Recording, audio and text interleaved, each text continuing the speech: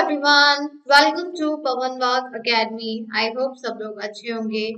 As you know students, हम लोग class 11th के लिए आप लोगों का रिवीजन एक जो क्लासेस हैं, लेक्चर हैं, वो आप लोगों के कराए जा रहे हैं। इससे पहले मैं आप लोगों का जो फर्स्ट चैप्टर है लिविंग वर्ड, उसका शॉर्ट रिवीजन आप लोगों के लिए अवेलेबल हो चुका है। और आज हम लोग जो रिवीजन करने वाले हैं सॉरी, वो है आप लोगों का सिस्टमैटिक्स ऑफ लिविंग ऑर्गेनिज्म। देखिए, हम लोगों ने चैप्टर फर्स्ट में जो पढ़ा था, एज अ शॉर्ट रिवीजन ही बात कर रहे हैं। देखिए, लॉन्ग में मतलब डिटेल एक्सप्लेनेशन में तो मैं आप लोगों को फुल 11th और 12th का सिलेबस करा चुकी हूँ। जिन लोगों ने नहीं किया है वो प्ले लिस्ट में जाके सारी की सारी देख सकते हैं आप लोग। राइट, आप लोगों को डिटेल एक्सप्लेनेशन के साथ सारे चैप्टर्स का क्लासेस मिल जाएंगी। यहाँ पर हम लोग रिवीजन वीडियोस लेके आ रहे हैं आप लोगों के लिए, ताकि एग्जाम में जो मोस्ट इम्पोर्टेंट टॉपिक से जो इम्पोर्टेंट क्वेश्चंस बनते हैं उस पर हम लोग अपना पूरा क्लास करेंगे। तो फर्स्ट चैप्टर में मैंने आप लोगों को जो कराया था वो था लिविंग वर्ल्ड। लिविंग वर्ल्ड में हम लोगों ने पढ़ा था कि बहुत सारी स्पीसीज हैं, मिलियंस ऑफ स्पीसीज, उनमें फिर बहुत सारे ग्रुप्स और सब ग्रुप्स, क्लासिफिकेशन है एनिमल्स के, और फिर उनको हम लोग का पूरा एक अपनी लाइफ में 87 मिलियन स्पीसीज है, सपोज करो, तो सपोज क्या करें, अप्रोक्स इतनी ही है 87 मिलियन स्पीसीज में। फिर स्पीसीज में भी बहुत सारी आप लोग की वेराइटीज आ जाती हैं ऑर्गेनिज्म की, चाहे प्लांट्स में हो चाहे आपकी एनिमल्स में हो। तो उनको पूरी एक लाइफ टाइम में पढ़ना दैट्स नॉट पॉसिबल। तो हम लोगों ने अगर उसके बारे में जानकारी लेनी है तो बोटेनिकल गार्डन्स, म्यूजियम, जू, यहाँ पर जा सकते हैं। ओके, ये अच्छी बात है फॉर इंफॉर्मेशन, लेकिन हम लोग इसको पढ़ तो नहीं सकते पूरी 87 मिलियन स्पीसीज को। तो हम लोगों ने क्या किया, हम लोगों ने उनको क्लासिफाई कर दिया अलग अलग ग्रुप में। आप लोगों ने क्लास 8th में भी, 9th में भी, 10th में भी, तीनों के आप लोगों ने classification of plants, classification of animals, and 8th में आपका चैप्टर है एडेप्टेशन एंड क्लासिफिकेशन पढ़ा है ना। तो अब उन तीनों चैप्टर से एक्चुअली में समझ के आए होंगे कि हम लोग लिविंग ऑर्गेनिज्म की वेराइटीज को अपनी पूरी लाइफ टाइम में क्या 7 जन्म में भी नहीं पढ़ सकते, इतनी सारी डाइवर्सिटी है। तो इसलिए हम लोग क्या करते हैं, इसको क्लासिफाई कर दिया अलग अलग ग्रुप्स में। जैसे एम्फीबियंस को अलग कर दिया, टेरेस्ट्रियल्स को, रेप्टाइल्स को, इन सारी इनको क्या कर दिया हम लोगों ने, अलग अलग कर दिया। क्योंकि हमारे पास ना ग्रेट डाइवर्सिटी प्रेजेंट है, चाहे फिर वो हम लोगों की प्लांट्स में हो, चाहे फिर वो हम लोगों की एनिमल्स में हो, यही चीज है। और स्पेशली हम लोग जो बायोलॉजी में पढ़ते हैं, देखिए यहाँ पर ना क्लासिफिकेशन की कभी कभी डेफिनेशन पूछ लेते हैं 2 मार्क्स की। The process men try to differentiate between identify the organism, and this evolved into a branch of biology known as classification that has led eventually to systematics. Systematics का मतलब यहाँ पर ये है कि हम लोग जब एनिमल्स को अलग अलग ग्रुप में क्लासिफाई करते हैं, अलग अलग ग्रुप में डिवाइड करते हैं, तो एक सिस्टमैटिक वे से करते हैं। सिस्टमैटिक वे आप लोग समझते ही हैं, एक स्पेसिफिक वे, उनके सेम फीचर्स को लेके, उनके अंदर डिफरेंसेस को लेके, उनके सेम कैरेक्टर्स को लेके हम लोग क्या करते हैं, उसको अलग अलग ग्रुप में क्लासिफाई करते हैं। यही होता है सिस्टमैटिक्स में। तो ह्यूमन मैन क्या है, धीरे धीरे करके जितने भी लिविंग ऑर्गेनिज्म है उसको आइडेंटिफाई करता चला गया। पहले 10,000 थे, आज पहले इंसान सिर्फ 10,000 एनिमल की वेराइटीज ऑफ प्लांट्स को जानता था, आज के टाइम में देखो 87 मिलियन स्पीसीज प्लांट्स और एनिमल्स की जानता है। तो ये क्या है, हम अपनी बायोलॉजी की ब्रांच में इवॉल्व हो रहे हैं, नए नए ऑर्गेनिज्म को क्या कर रहे हैं, आइडेंटिफाई कर रहे हैं। अब उनको पढ़ना तो पॉसिबल नहीं है, और फिर उनको क्या कर रहे हैं, अलग अलग ग्रुप में क्लासिफाई भी कर रहे हैं एक सिस्टमैटिक वे में। That is called classification. और ये क्लासिफिकेशन कोई नया वर्ड नहीं है, ध्यान भी रखिएगा, ये क्लासिफिकेशन पहले से चला आ रहा है। भाई पहले 10,000 एनिमल को भी क्या नाम है, किसी एनिमल या प्लांट्स के पढ़ना किसी इंसान के लिए अभी वो पॉसिबल नहीं था। क्योंकि जितने भी एनिमल्स या प्लांट्स हैं, ऐसा तो है नहीं है भाई कि एक ही जगह पे रहना पसंद करते हैं, भाई वो अपने अलग अलग जगह पे रहना पसंद करते हैं। और लोग बाग पहले इतना साधन नहीं था कि हर जगह पे अपना ट्रैवल करें और पता लगाएं, तो उन्होंने भी यही सोचा कि भाई जो जानवर, जो एनिमल, प्लांट्स हम लोगों के एशिया कॉन्टिनेंट में है, ऐसा तो नहीं है अफ्रीका में नहीं होंगे, ऑब्वियस सी बातें होंगे, तो क्यों ना जो ऐसे प्लांट्स एनिमल्स हैं जिनके कैरेक्टर्स और फीचर्स सेम है उनको एक ग्रुप में रख देते हैं, पढ़ लेते हैं, सारे पढ़ लिए। दूसरे ग्रुप में दूसरे कैरेक्टर्स और फीचर वाले एनिमल रख देते हैं, तीसरे ग्रुप में तीसरे कैरेक्टर फीचर वाले एनिमल रख देते हैं। तो ये सिस्टमैटिक जो चला आ रहा है, जो क्लासिफिकेशन चला आ रहा है, ये बहुत टाइम से चला आ रहा है, कोई नया नहीं है। और सिस्टमैटिक की डेफिनेशन भी आप लोगों की 2 मार्क्स की आती है। Systematics is the study of kinds and diversity of organisms and their comparative and evolutionary relationship। और ये दी थी आप लोग की जी सिम्पसन ने 1961 में। ये ध्यान रखना बहुत इंपॉर्टेंट है, ये 2 मार्क्स की डेफिनेशन डेफिनेटली आप लोग एग्जाम में पूछते हैं। That what is systematic? Systematic is the study. What is systematic? Systematic is the study जिसमें हम लोग ऑर्गेनिज्म की different varieties that mean diversity को पढ़ते हैं।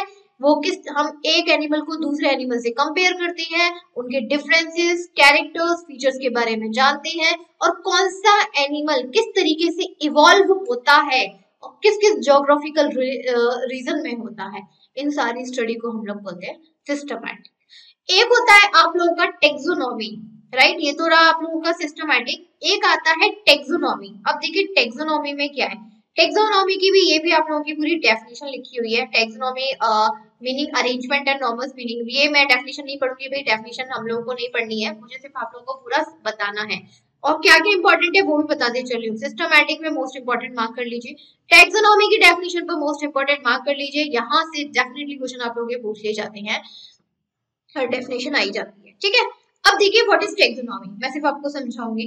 टेक्सोनॉमी क्या है? सिस्टमैटिक्स मतलब एक स्टडी जहां पर हम लोग ऑर्गेनिज्म की डाइवर्सिटी, कंपैरिजन और इवोल्यूशन के बारे में पढ़ते हैं, राइट। टेक्सोनॉमी क्या है? टेक्सोनॉमी में हम लोग एनिमल्स का क्लासिफिकेशन करते हैं, राइट, समझिएगा। सिस्टमैटिक्स में सिर्फ स्टडी करी, पढ़ा, मैं आपको पढ़ा रही हूँ, आपने पढ़ लिया, that is systematic, right, chapter wise chapter wise chapter wise. Now what is taxonomy? When you apply your study in your exam, आप लिखे होंगे ना एग्जाम में this one definition, that is taxonomy, कि हम लोगों ने पहले पढ़ लिया, सारी चीजें पढ़ ली, डाइवर्सिटी पढ़ ली, कंपैरिजन पढ़ लिया, इवोल्यूशन पढ़ लिया। अब हमने उस ऑर्गेनिज्म की diversity, comparison, evolution, characters, features, इन सारी चीजों के पढ़ने के बाद हमने क्या किया, उसको अलग अलग ग्रुप्स में क्लासिफाई करना, अरेंज करना स्टार्ट कर दिया। That is taxonomy. अभी मैं आप लोगों को दे दूं, काव ले लो, गॉट ले लो, ठीक है, फिश ले लो, फ्रॉग ले लो, एंड और बहुत सारे एनिमल्स हैं, लाइक बर्ड ले लो, जितनी बर्ड्स आती हैं। आपने क्या किया, इनके सारे diversity, comparison, evolution, character, feature सबके बारे में पढ़ लिया, ठीक है भाई, पढ़ लिया, ये तो सिस्टमैटिक्स हो गया।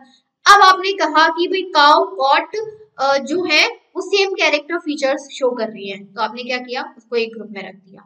आपने कहा कि जितनी भी वर्ड्स हैं उनके फीचर्स और कैरेक्टर सेम होते हैं, आपने उसको दूसरे ग्रुप में रख दिया। आपने कहा कि फिश और फ्रॉग के कुछ कुछ थोड़े से छोटे छोटे सेम है, तो आपने उसको एक और ग्रुप में, थर्ड ग्रुप में रख दिया। That is called taxonomy. लिखा भी हुआ है, arrangement and norms meaning law और रूल, दैट मीन की अरेंजमेंट, हमने क्या किया, उसको एक रूल मतलब ऑर्गेनिज्म के फीचर्स, कैरेक्टर्स के रूल्स या फिर उसके कैरेक्टर्स के बेसिस पर हम लोगों ने उनको अलग अलग ग्रुप में जो अरेंज कर दिया। ये सबसे पहले वर्ड जो दिया था टेक्सोनॉमी, ये दिया था एपीडी कैंटोले ने। तो इस बॉटनिस्ट थे 1784 से 1778 से 1841 के बीच में का टाइम पीरियड था। क्लियर? That is taxonomy. अब सबसे पहले हम लोग यहाँ पर स्टार्ट करते हैं क्लासिफिकेशन। देखो भाई, क्लासिफिकेशन तो हम लोग पढ़ के आ गए, मुझे बताने की जरूरत नहीं है। What is classification? The arrangement of organism into their different groups, that is classification on the basis of their similarities and dissimilarities। ये डेफिनेशन है कि आपको रखनी है, क्लासिफिकेशन है। अब क्लासिफिकेशन में भी उसके काफी सारे टाइप्स आ जाते हैं, क्लासिफिकेशन में भी काफी सारे टाइप्स आ जाते हैं।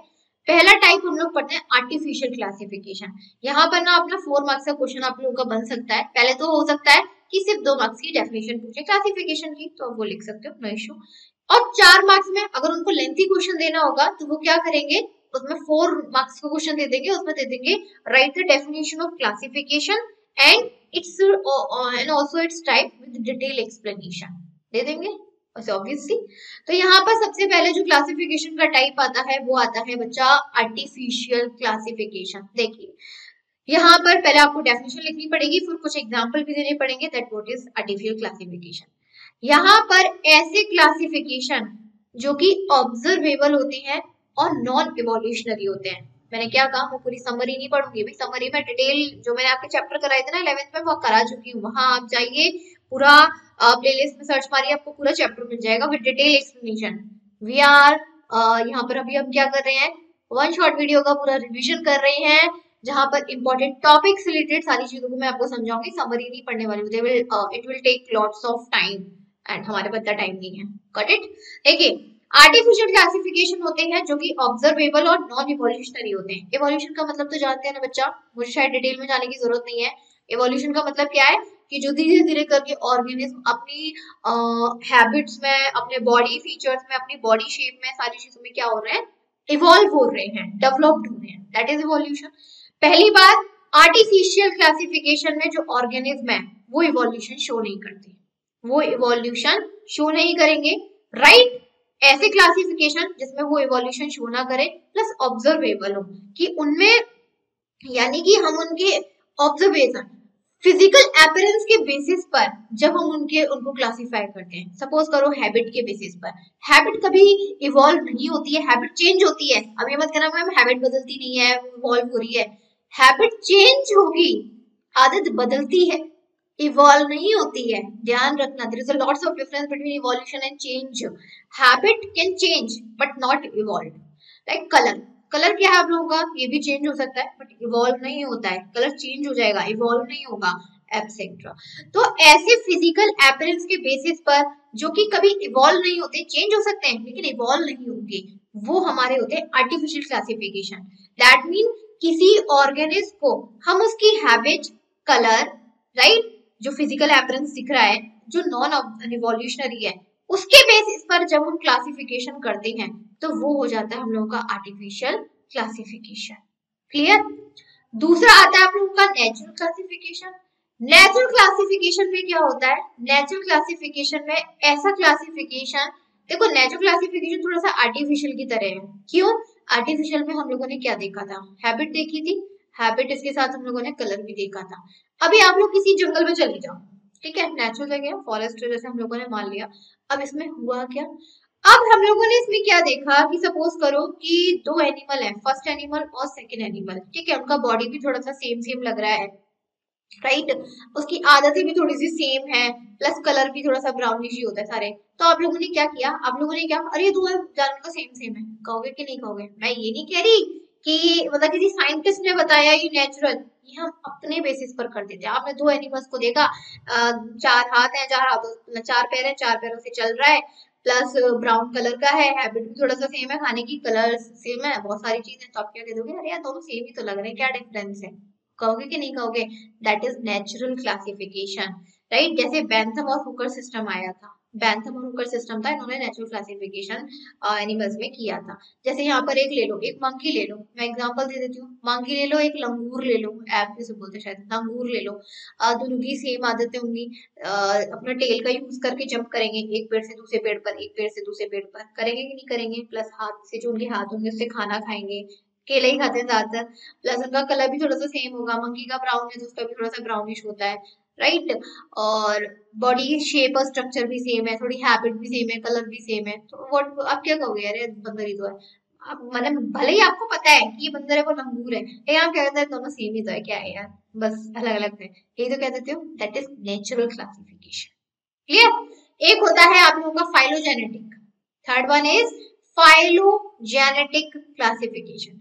ये आप लोगों का इवोल्यूशन बेस्ड होता है, ये कैसा होता है आप लोगों का, इवोल्यूशन बेस्ड होता है। देखिए एग्जांपल सबसे सिंपल है, एप से, एप्स किस में कन्वर्ट हो गए, ह्यूमंस में कन्वर्ट हो गए।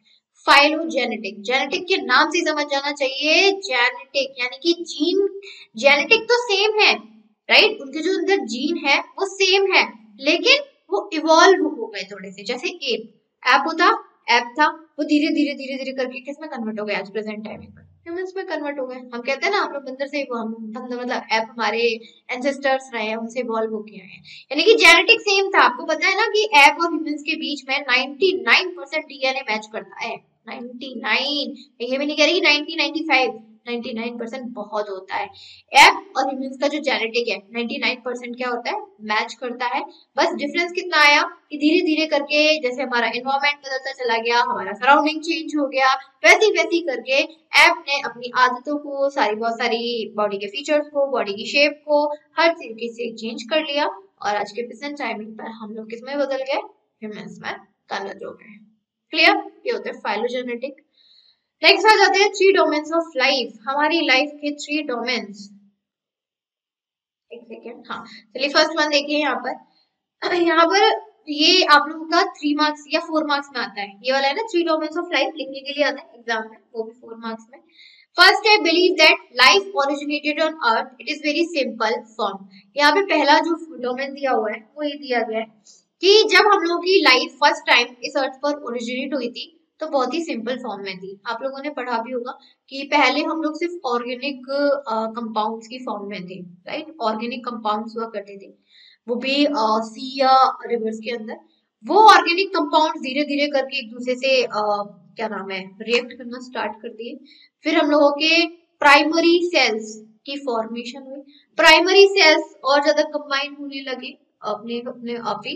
फिर प्राइमरी सेल से हम लोगों के फिर कॉम्प्लेक्स सेल्स बनने लगे, कॉम्प्लेक्स से फिर हम लोग के यूनिसेलर ऑर्गेनिज्म बने, यूनिसेलर ऑर्गेनिज्म से फिर हम लोगों के मल्टीसेलर एनिमल्स बने। मल्टीसेलर में आप देख सकते हैं आज के प्रेजेंट टाइमिंग पर कहाँ एक अमीबा की शुरुआत, अमीबा एग्जाम्पल ले सकते हैं, एक अमीबा है जो एक सिंगल सेल होता है और उसी सेल से कंबाइन होके बहुत सारे सेल्स कंबाइन होते चले गए, बहुत सारा स्ट्रगल किया और परफेक्ट फॉर्म पर हम लोग देख सकते हैं। That is first domain of life की earth is when the life is originated on the earth is very simple but continuously struggle of living beings gave rise to a perfect form of life. It is the first domain of life. The second one is progress is evolution. Struggle and progress is evolution. ये बात कही थी Karl रूज ने 1990s में, right. उन्होंने कहा था कि चलो ठीक है, हमारी जो लाइफ है वो ओरिजिनेट तो हो गई हमारी अर्थ पे, चलो वही हो गई, सेल्स और कंबाइन होते चले गए, स्ट्रगल करते चले गए, तो और क्या नाम है, मल्टी सेलर एनिमल्स बन गए, वो भी ठीक है। लेकिन हमारी लाइफ यहाँ पर स्टॉप नहीं हुई कि हम लोग मल्टी सेलर एनिमल्स बनकर हमारी लाइफ स्टॉप हो जाए, हमारी लाइफ यहाँ पर स्टॉप नहीं हुई। जितने भी एनिमल्स थे, लाइक एप की बात करें और बहुत सारे एनिमल्स की बात करें, वो क्या है, वो अपने आप को इवॉल्व भी करते रहे, राइट। लाइफ की फॉर्मेशन होना और किसी एनिमल्स का इवॉल्व होना, there are two different things, right. कि अर्थ पे जो लाइफ ओरिजिनेट हो रही है, चाहे यूनिसेलर फॉर्म में चाहे मल्टीसेलर फॉर्म में, वो अलग चीज है। लेकिन कोई भी लाइफ ओरिजिनेट होने के बाद भी वो अपने बॉडी में डेवलपमेंट और ग्रोथ स्टॉप नहीं कर रही है, वो कंटिन्यूअसली अपने आप को इवॉल्व कर रही है, अपने आप को डेवलप करती जा रही है, इवॉल्व करती जा रही है, ग्रोथ करती जा रही है। ये भी हमारी लाइफ का एक हिस्सा है। आप अपने आप को खुद ले लो, अभी आप लोग कहीं भी प्रेजेंट है, आप लोग महाराष्ट्र, मुंबई, जलगांव, चाहे कहीं पर भी रहते हैं, राइट, आगरा वगैरह कहीं भी रहते हैं, ठीक है। लेकिन जब आप किसी दूसरे ज्योग्राफिकल रीजन में मूव ऑन करोगे, इट्स ऑब्वियस कि आप अपनी बॉडी के अंदर कुछ ना कुछ चेंजेस करोगे, बदलाव करोगे। सपोज करो अभी आप महाराष्ट्र में रह रहे हो, जहाँ पर थोड़ा सा जो रीजन है, आई मीन जो हम लोग का वेदर है वो तो नॉर्मल रहता है, ना ज्यादा सर्दी है ना ज्यादा गर्मी, मैंने कुछ ऐसा सुना है, बाकी मुझे इतना आइडिया नहीं है, राइट। यहीं पर आप लोगों को कह दिया जाए कि भाई आप लोगों को हिमाचल में जाके रहना है कंटिन्यूअसली, कहाँ रहना है भाई, हिमाचल में रहना है, तो क्या है, ठीक है, आप लोगों की मजबूरी है, आपको हिमाचल जाना है, तो वहीं रहोगे नहीं क्या? क्या हिमाचल के अंदर जो भी हैबिटेट होंगी, जो भी चीज बदलाव आएंगे, क्या आप उसे अपनी बॉडी में एक्सेप्ट नहीं करोगे? करोगे ना। ये क्या है, ये हमारी लाइफ का हिस्सा है। बिना इस इवोल्यूशन के हम लोग आगे आने वाले टाइम में क्या है, उसको सरवाइव नहीं कर सकते, राइट। इसके अलावा यहाँ पर जो आर्किया, बैक्टीरिया और यूकैरिया, यहाँ पे 3 चीजें, आर्किया, बैक्टीरिया, यूकैरिया। कहा जाता है कि हमारे इस पूरे यूनिवर्स में या पूरे वर्ल्ड में जो भी क्लासिफिकेशन है, उसमें से सबसे ज्यादा जो हम लोगों की लाइफ है वो आर्किया, बैक्टीरिया और यूकेरिया में प्रेजेंट है। कहते हैं ना इंसान भी इतने ज्यादा नहीं है, एनिमल्स भी इतने ज्यादा नहीं है, इंसेक्ट भी इतने ज्यादा नहीं है। सबसे ज्यादा जो पॉपुलेशन है ना बैक्टीरिया की है, ध्यान रखना, आर्किया, बैक्टीरिया और यूकेरिया की है। These are the 3 domains of life. ठीक है, आते हैं 4 मार्क्स के लिखने के लिए। अब यहाँ पे थोड़ा सा बताया गया है दैट बैक्टीरिया एंड आर्किया, इनमें प्रोकैरियोटिक सेल्स होते हैं, और यूकैरिया की बात करें तो यूकैरियोटिक है। प्रोकैरियोटिक जो कि इनकम्प्लीट सेल है, यूकैरियोटिक जो कि कंप्लीट सेल्स है। जितने भी 3 डोमेन्स है सबके अंदर अपना आरएनए प्रेजेंट होता है, सभी के यूनिक आरएनए होता है। मेरा आरएनए अलग होगा, मेरा डीएनए अलग होगा, आपके अंदर आरएनए डीएनए अलग होगा, ऑब्वियस सी बात है। जो आर्किया होती है किसी भी एक्सट्रीम कंडीशन में सरवाइव कर सकते हैं। एक्सट्रीम कंडीशन समझते हैं ना, टेम्परेचर हाई हो, सैलाइनिटी हो, एसिडिक कंडीशन हो। लेकिन जो बैक्टीरिया और प्रोकैरियोटिक है इनके डिफर फ्रॉम आर्किया। एक तो ये आर्किया से अलग होती है क्योंकि इनकी जो सेल होती है, सेल वॉल होती है, इनकी बॉडी पर जो आउटर कवरिंग होती है ना वो सेल वॉल होती है। आपने पढ़ा होगा कि जो ह्यूमन बींग्स और एनिमल्स है उनकी बॉडी पर जो आउटर मेम्ब्रेन होती है वो होती है प्लाज्मा मेम्ब्रेन की, होती है ना, सेल की आउटर जो कवरिंग होती है प्लाज्मा मेम्ब्रेन की होती है। यहीं पर हम लोग बैक्टीरिया और प्रोकैरियोट्स की बात करें तो उनकी जो आउटर कवरिंग होती है सेल की, वो सेल वॉल ना होके, वो सॉरी प्लाज्मा मेम्ब्रेन ना होके सेल वॉल होती है। ये आप लोग के 1 वर्ड में हो सकता है, क्वेश्चन पूछ लिया जाए। नेक्स्ट आता है आप लोग का कीमोटेक्सोनॉमी। अब देखिए अभी हम लोगों ने टेक्सोनॉमी पढ़ा, अब नेक्स्ट आता है आप लोगों का कीमोटेक्सोनॉमी। देखिए मतलब बता देती हूँ, कीमो का मतलब होता है chemical, the meaning of chemo is chemical and taxonomy तो आप लोग जानते हैं जो हम लोग क्लासिफिकेशन करते हैं। अब यहाँ पे समझ लीजिए पॉइंट्स, आप लोग खुद पढ़िएगा क्या क्या पॉइंट्स है, अब मैं समझाती हूँ इसमें होता क्या है। कीमोटेक्सोनॉमी, टेक्सोनॉमी अभी क्या पढ़ा हम लोगों ने कि जो हम क्लासिफिकेशन करते हैं किसी भी ऑर्गेनिज्म का उनकी सिमिलरिटीज और डिफरेंसेस के बेसिस पर, दैट इज टेक्सोनॉमी। नाउ अब कीमोटेक्सोनॉमी क्या है? कीमोटेक्सोनॉमी मतलब the meaning of chemo is chemical, that mean कि किस एनिमल, किस ऑर्गेनिज्म के अंदर कौन सा कंपाउंड, कौन सा केमिकल प्रेजेंट है और उस केमिकल के बेसिस पर हम उसका क्लासिफिकेशन करें। अब हमने क्या किया, क्लासिफिकेशन उसकी सिमिलरिटीज और डिफरेंसेस के बेसिस पर ना करके उस ऑर्गेनिज्म के अंदर क्या केमिकल प्रेजेंट है, राइट, उस केमिकल के बेसिस पर जब हम उस ऑर्गेनिज्म को क्या करें, अलग अलग ग्रुप में क्लासिफाई करें, दैट इज कीमोटेक्सोनॉमी। क्लियर, जो केमिकल कॉन्स्टिट्यूएंट उसकी बॉडी में प्रेजेंट होगा। जैसे कि आर्किया था, आर्किया में सेल वॉल होती है लेकिन उसके अंदर पेप्टिडाइग्लॉन नहीं होता। यही हम लोग बात करें प्रोकैरियो की तो इसके अंदर सेल वॉल नहीं होती लेकिन पेप्टिडोग्लाइकॉन होता है, राइट, डिफर हो गए। यानी कि आर्किया के अंदर पेप्टिडोग्लाइकॉन केमिकल नहीं था तो उसको अलग कैटेगरी में रख दिया, लेकिन प्रोकैरियो के अंदर पेप्टिडोग्लाइकॉन था तो इसको हम लोगों ने क्या कर दिया, अलग क्लासिफाई कर दिया। यही हम लोग यूकैरियो फंगाई की बात करें तो इसकी जो सेल वॉल होती है चिटैनियस होती है, चिटन की बनी होती है। यही हम प्लांट्स की बात करें तो सेलुलोज की बनी होती है, उसकी सेल वॉल होती है। तो यूकैरियो फंगाई को अलग क्लासिफिकेशन, अलग ग्रुप में क्लासिफाई कर दिया, यहीं पर हमने प्लांट्स को अलग ग्रुप में क्लासिफाई कर दिया because their chemical components, their chemical constituents are differ. एक होती है आप लोग की न्यूमेरिकल टेक्सोनॉमी। यहाँ पे टेक्सोनॉमी के टाइप्स हैं थोड़ा सा, एक थी कीमो, अब आती है यहाँ पे आप लोगों की न्यूमेरिकल टेक्सोनॉमी। न्यूमेरिकल में आप लोग जानते हैं ना, न्यूमेरिकल मतलब नंबरिंग। न्यूमेरिकल का मतलब ये नहीं कि न्यूमेरिकल सॉल्व करने लग जाओगे, नंबरिंग, नंबरिंग जो होती है नंबरिंग के बेसिस पर।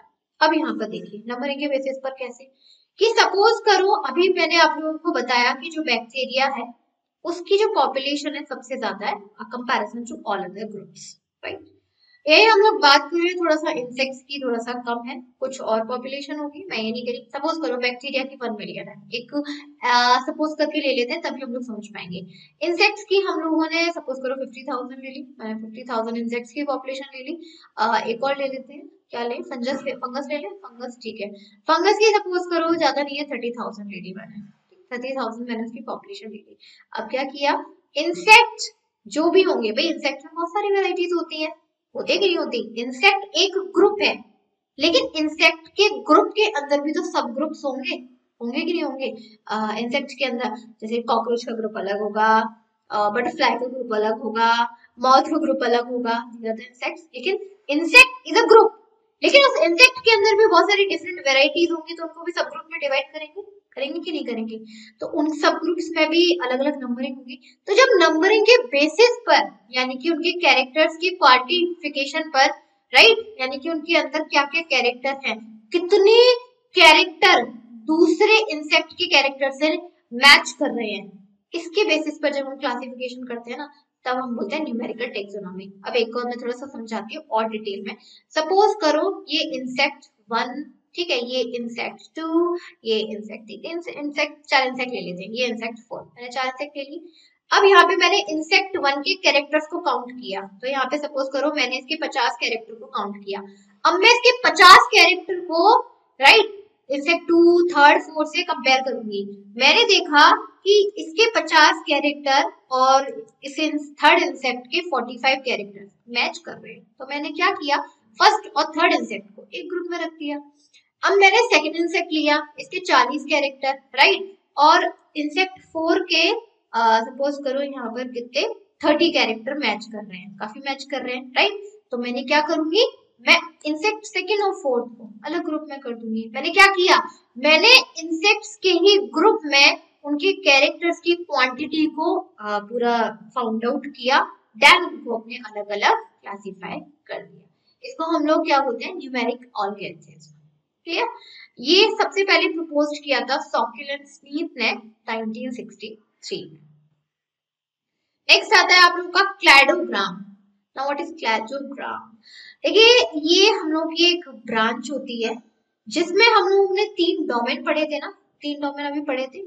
हम इसको क्या डायग्राम में रिप्रेजेंट करते हैं, हम इसको क्या करते हैं, डायग्राम में रिप्रेजेंट करते हैं। 3 डोमेन पढ़े, 3 डोमेन में हम लोगों ने देखा कि जो अर्थ पे जो लाइफ ओरिजिनेट हो रही है, जो कि फर्स्ट था, वो क्या है, पहले सिंपलेस्ट था, फिर थोड़ा सा कॉम्प्लेक्स आया, फिर और कॉम्प्लेक्स आया, फिर मल्टीसेलर आया।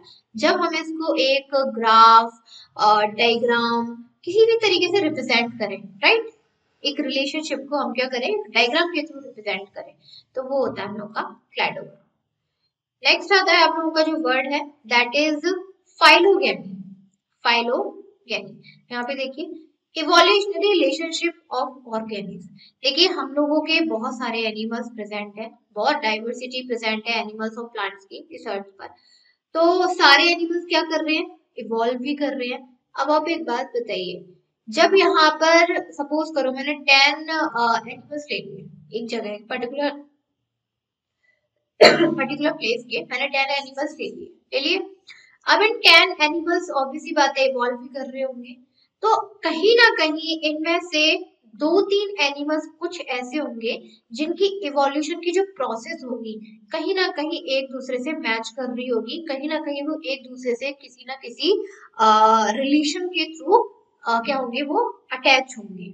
होंगे कि नहीं होंगे? ऐसा तो बिल्कुल भी नहीं है कि मतलब 10 एनिमल है और उनके अंदर जो इवोल्यूशन हो रहा है बिल्कुल ही डिफर एक दूसरे से, नहीं, ऐसा नहीं है। कभी कभी इवोल्यूशन भी एनिमल्स में क्या हो जाता है, सेम हो जाता है, होता है कि नहीं होता है यहाँ पर। तो जब 10 एनिमल्स में भाई 2 एनिमल या 3 एनिमल कुछ ऐसे होंगे जो अपने अंदर जो इवोल्यूशन कर रहे होंगे, कहीं ना कहीं वो उनका इवोल्यूशन क्या है, एक दूसरे से मैच कर रहा होगा, उनकी प्रोसेस सेम होगी इवोल्यूशन करने की, होगी कि नहीं होगी? तो उन दोनों के बीच में एक इवोल्यूशनरी रिलेशनशिप बन जाएगा। इसी को हम लोग बोलते हैं फाइलोगेनी।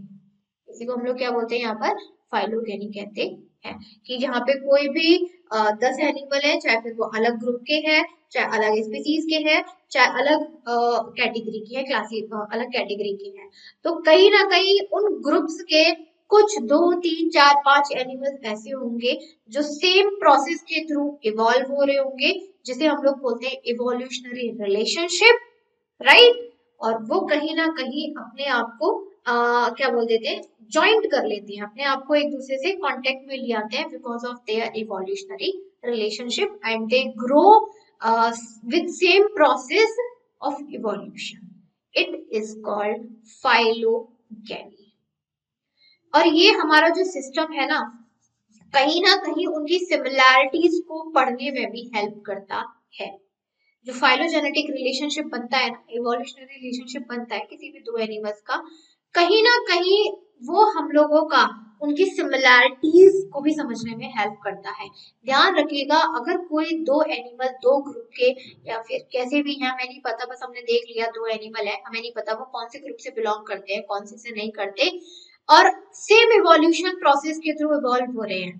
क्या कर रहे हैं वो? सेम इवोल्यूशन प्रोसेस के थ्रू इवॉल्व हो रहे हैं, तो कहीं ना कहीं उनके अंदर कुछ सिमिलैरिटीज भी क्या होंगी? सेम होंगी। उनकी जो सिमिलैरिटीज हैं वो भी सेम होंगी, ऐसा नहीं है कि वो नहीं होंगी। और जब हमारी उन दोनों की मैक्सिमम सिमिलैरिटीज सिमिलर हो जाएंगी, सिमिलैरिटीज हम लोग देख लेंगे, तो फिर हम लोग क्या करते हैं, उनको फर्स्ट ग्रुप में, सेकंड ग्रुप में, उनको सेम ग्रुप में क्या कर देते हैं? क्लासीफाई, सेम किंगडम में क्लासीफाई कर देते हैं। नेक्स्ट आप लोगों का डीएनए बारकोडिंग है, तो आप लोगों ने पढ़ा ही होगा ना, identification of any species based on it's DNA.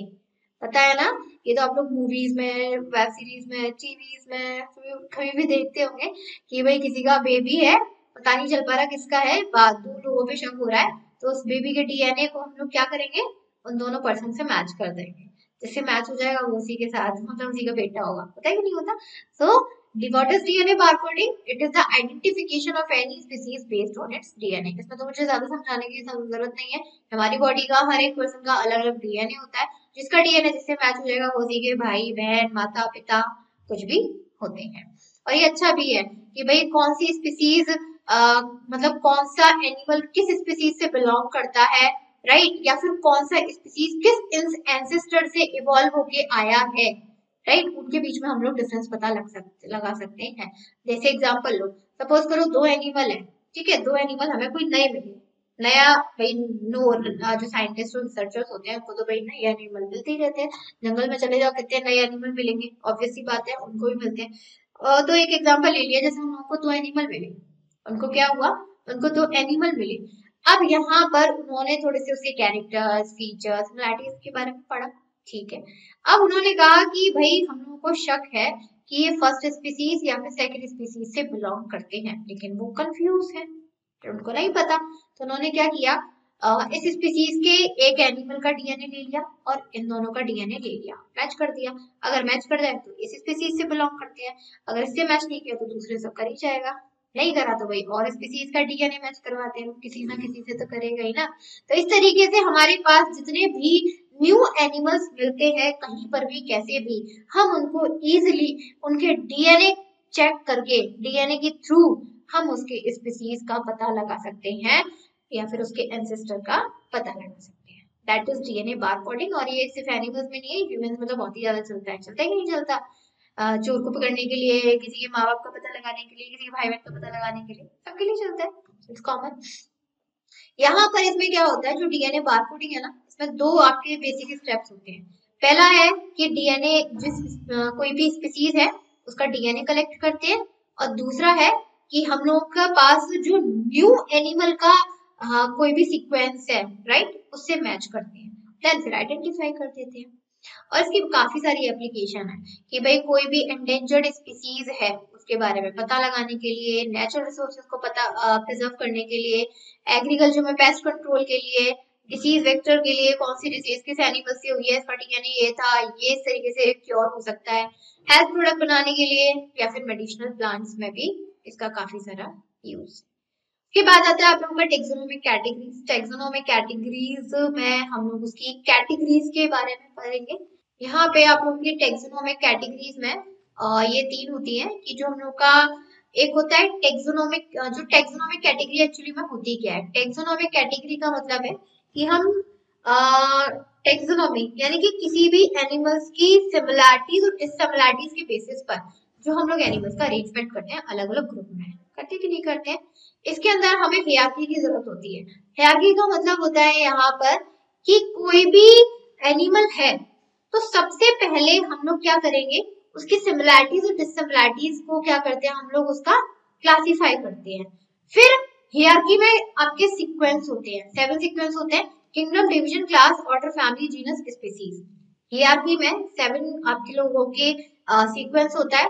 Hierarchy में क्या है कि आप लोग उसके कैरेक्टर्स और फीचर्स, सिमिलैरिटीज, डिससिमिलैरिटीज को पहले स्टडी करते हो, फिर उसमें जो आप लोगों के 7 ग्रुप्स होते हैं, kingdom, division, class, order, family, genus, species, इनकी सारी कैरेक्टर फीचर्स को स्टडी करते हो, देन फिर आप क्या करते हो, कोई भी आप लोगों का एनिमल है, देन फिर आप उसको कैटेगरीज वाइज क्या करते चले जाते हो, इन पूरे फैमिलीज में, ऑर्डर में, जीनस में उसको रखते चले जाते हो, जिसका जैसा कैरेक्टर या फिर किसकी सारी सिमिलरिटीज होती है, दैट इज टेक्सोनोमिक कैटेगरी।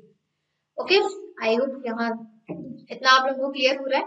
अभी काफी सारा है हम लोगों को, पूरा जो चैप्टर है पूरा रिवाइज करना है, राइट। इतना आया टेक्सोनोमिक कैटेगरीज, और ये आप लोगों के ना काफी सारे इंपॉर्टेंट है। ज्यादातर इसमें से जो क्वेश्चन बनता है वो 3 से 4 मार्क्स का बनता है, अभी तक जो मैंने आप लोगों को बताया। ओके चलिए, अब नेक्स्ट हमारा टॉपिक आता है टेक्सोनोमिक हियरार्की। अभी तक हम लोगों ने यहाँ पर कंप्लीट कर दिया टेक्सोनोमिक कैटेगरीज तक। अब नेक्स्ट है यहाँ पर हम लोगों का टेक्सोनोमिक हियरार्की, और उसमें से भी सबसे पहले हम लोगों का आता है यहाँ पर एक वर्ड है टेक्सोन। टेक्सोन, देखिए अभी यहाँ पे जो वर्ड है टेक्सोनोमिक ग्रुप, और एक वर्ड है यहाँ पर टेक्सोन। तो टेक्सोनोमिक एक ग्रुप है, राइट। ग्रुप का मतलब तो समझते ही है ना, बहुत बड़ा क्लासिफिकेशन हो गया। लेकिन उस ग्रुप को रिप्रेजेंट करने के लिए हम लोगों के पास किसी भी चीज को रिप्रेजेंट करने के लिए जो एक रैंक होती है उसे बोलते हैं टेक्सोन। देखिए ग्रुप तो बहुत बड़ा है, मैंने कहा कि 10 बच्चों का ग्रुप है, ठीक है, लेकिन इसमें से सपोज करो कोई स्टूडेंट है लाइक सुमित, किसी का नाम ले लिया मैंने, सुमित, उसकी रैंक यहाँ पर 6 नंबर पर है, चलो ठीक है, तो मैं इसमें क्या कहूंगी, दैट इज टेक्सोन। टेक्सोन क्या है, टेक्सोनोमिक ग्रुप का ही वर्ड है जो क्या कर रहा है, हमारे पूरे क्लासिफिकेशन में, पूरे ग्रुप में किसी की रैंक को बताता है।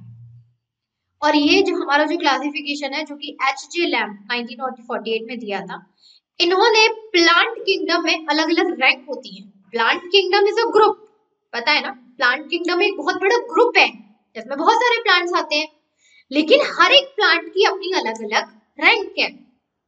कुछ एंजियोस्पर्म होते हैं, कुछ डाइकोटिलेडोन्स होते हैं, कुछ पॉलीपेटल होती हैं, कुछ माल्वेसिशियस होते हैं। तो ये क्या है, ये ग्रुप्स हैं, राइट, यानी कि ये ग्रुप्स हैं किसके, प्लांट किंगडम के।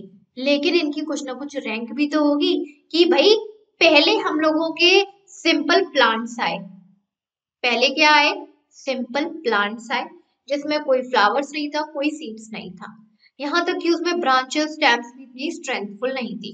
फिर उसमें थोड़ा सा इवोल्यूशन हुआ प्लांट कैटेगरी में, प्लांट किंगडम में, हमारे फ्लावरिंग प्लांट्स आ गए जिसे हम लोग बोलते हैं एंजियोस्पर्म। फिर उसमें डाइकोटिलेडोन्स आ गए। ये क्या है, ये टेक्सोन है, ये रैंक है कि यहाँ पर हम लोगों के जो प्लांट किंगडम था, ग्रुप था, उसके अंदर इवोल्यूशन होते चले गए। इवोल्यूशन होते होते बहुत सारे प्लांट ने अपने आप को इवॉल्व कर लिया और अपनी अपनी अलग अलग रैंक बना ली। क्लियर।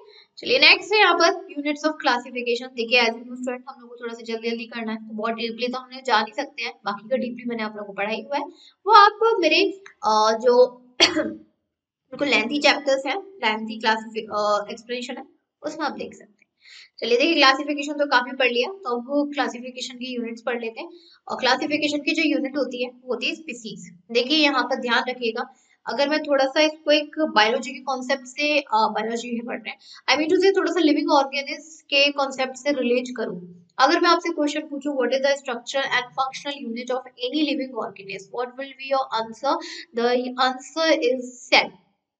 सेल ही होता है।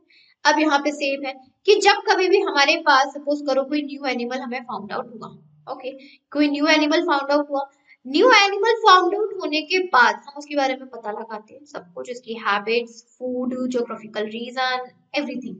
फिर क्या करते हैं हम, उसके कैरेक्टर्स, उसके फीचर्स को हमारे ऑलरेडी अर्थ पर प्रेजेंट कोई दूसरा एनिमल या वो दूसरी चीजों से क्या करते हैं, रिलेट करते हैं। कहीं ऐसा तो नहीं है इस एंसेस्टर्स इस स्पीसीज से बिलोंग करता है, राइट, सबसे पहले स्पीसीज तो पता करते हैं।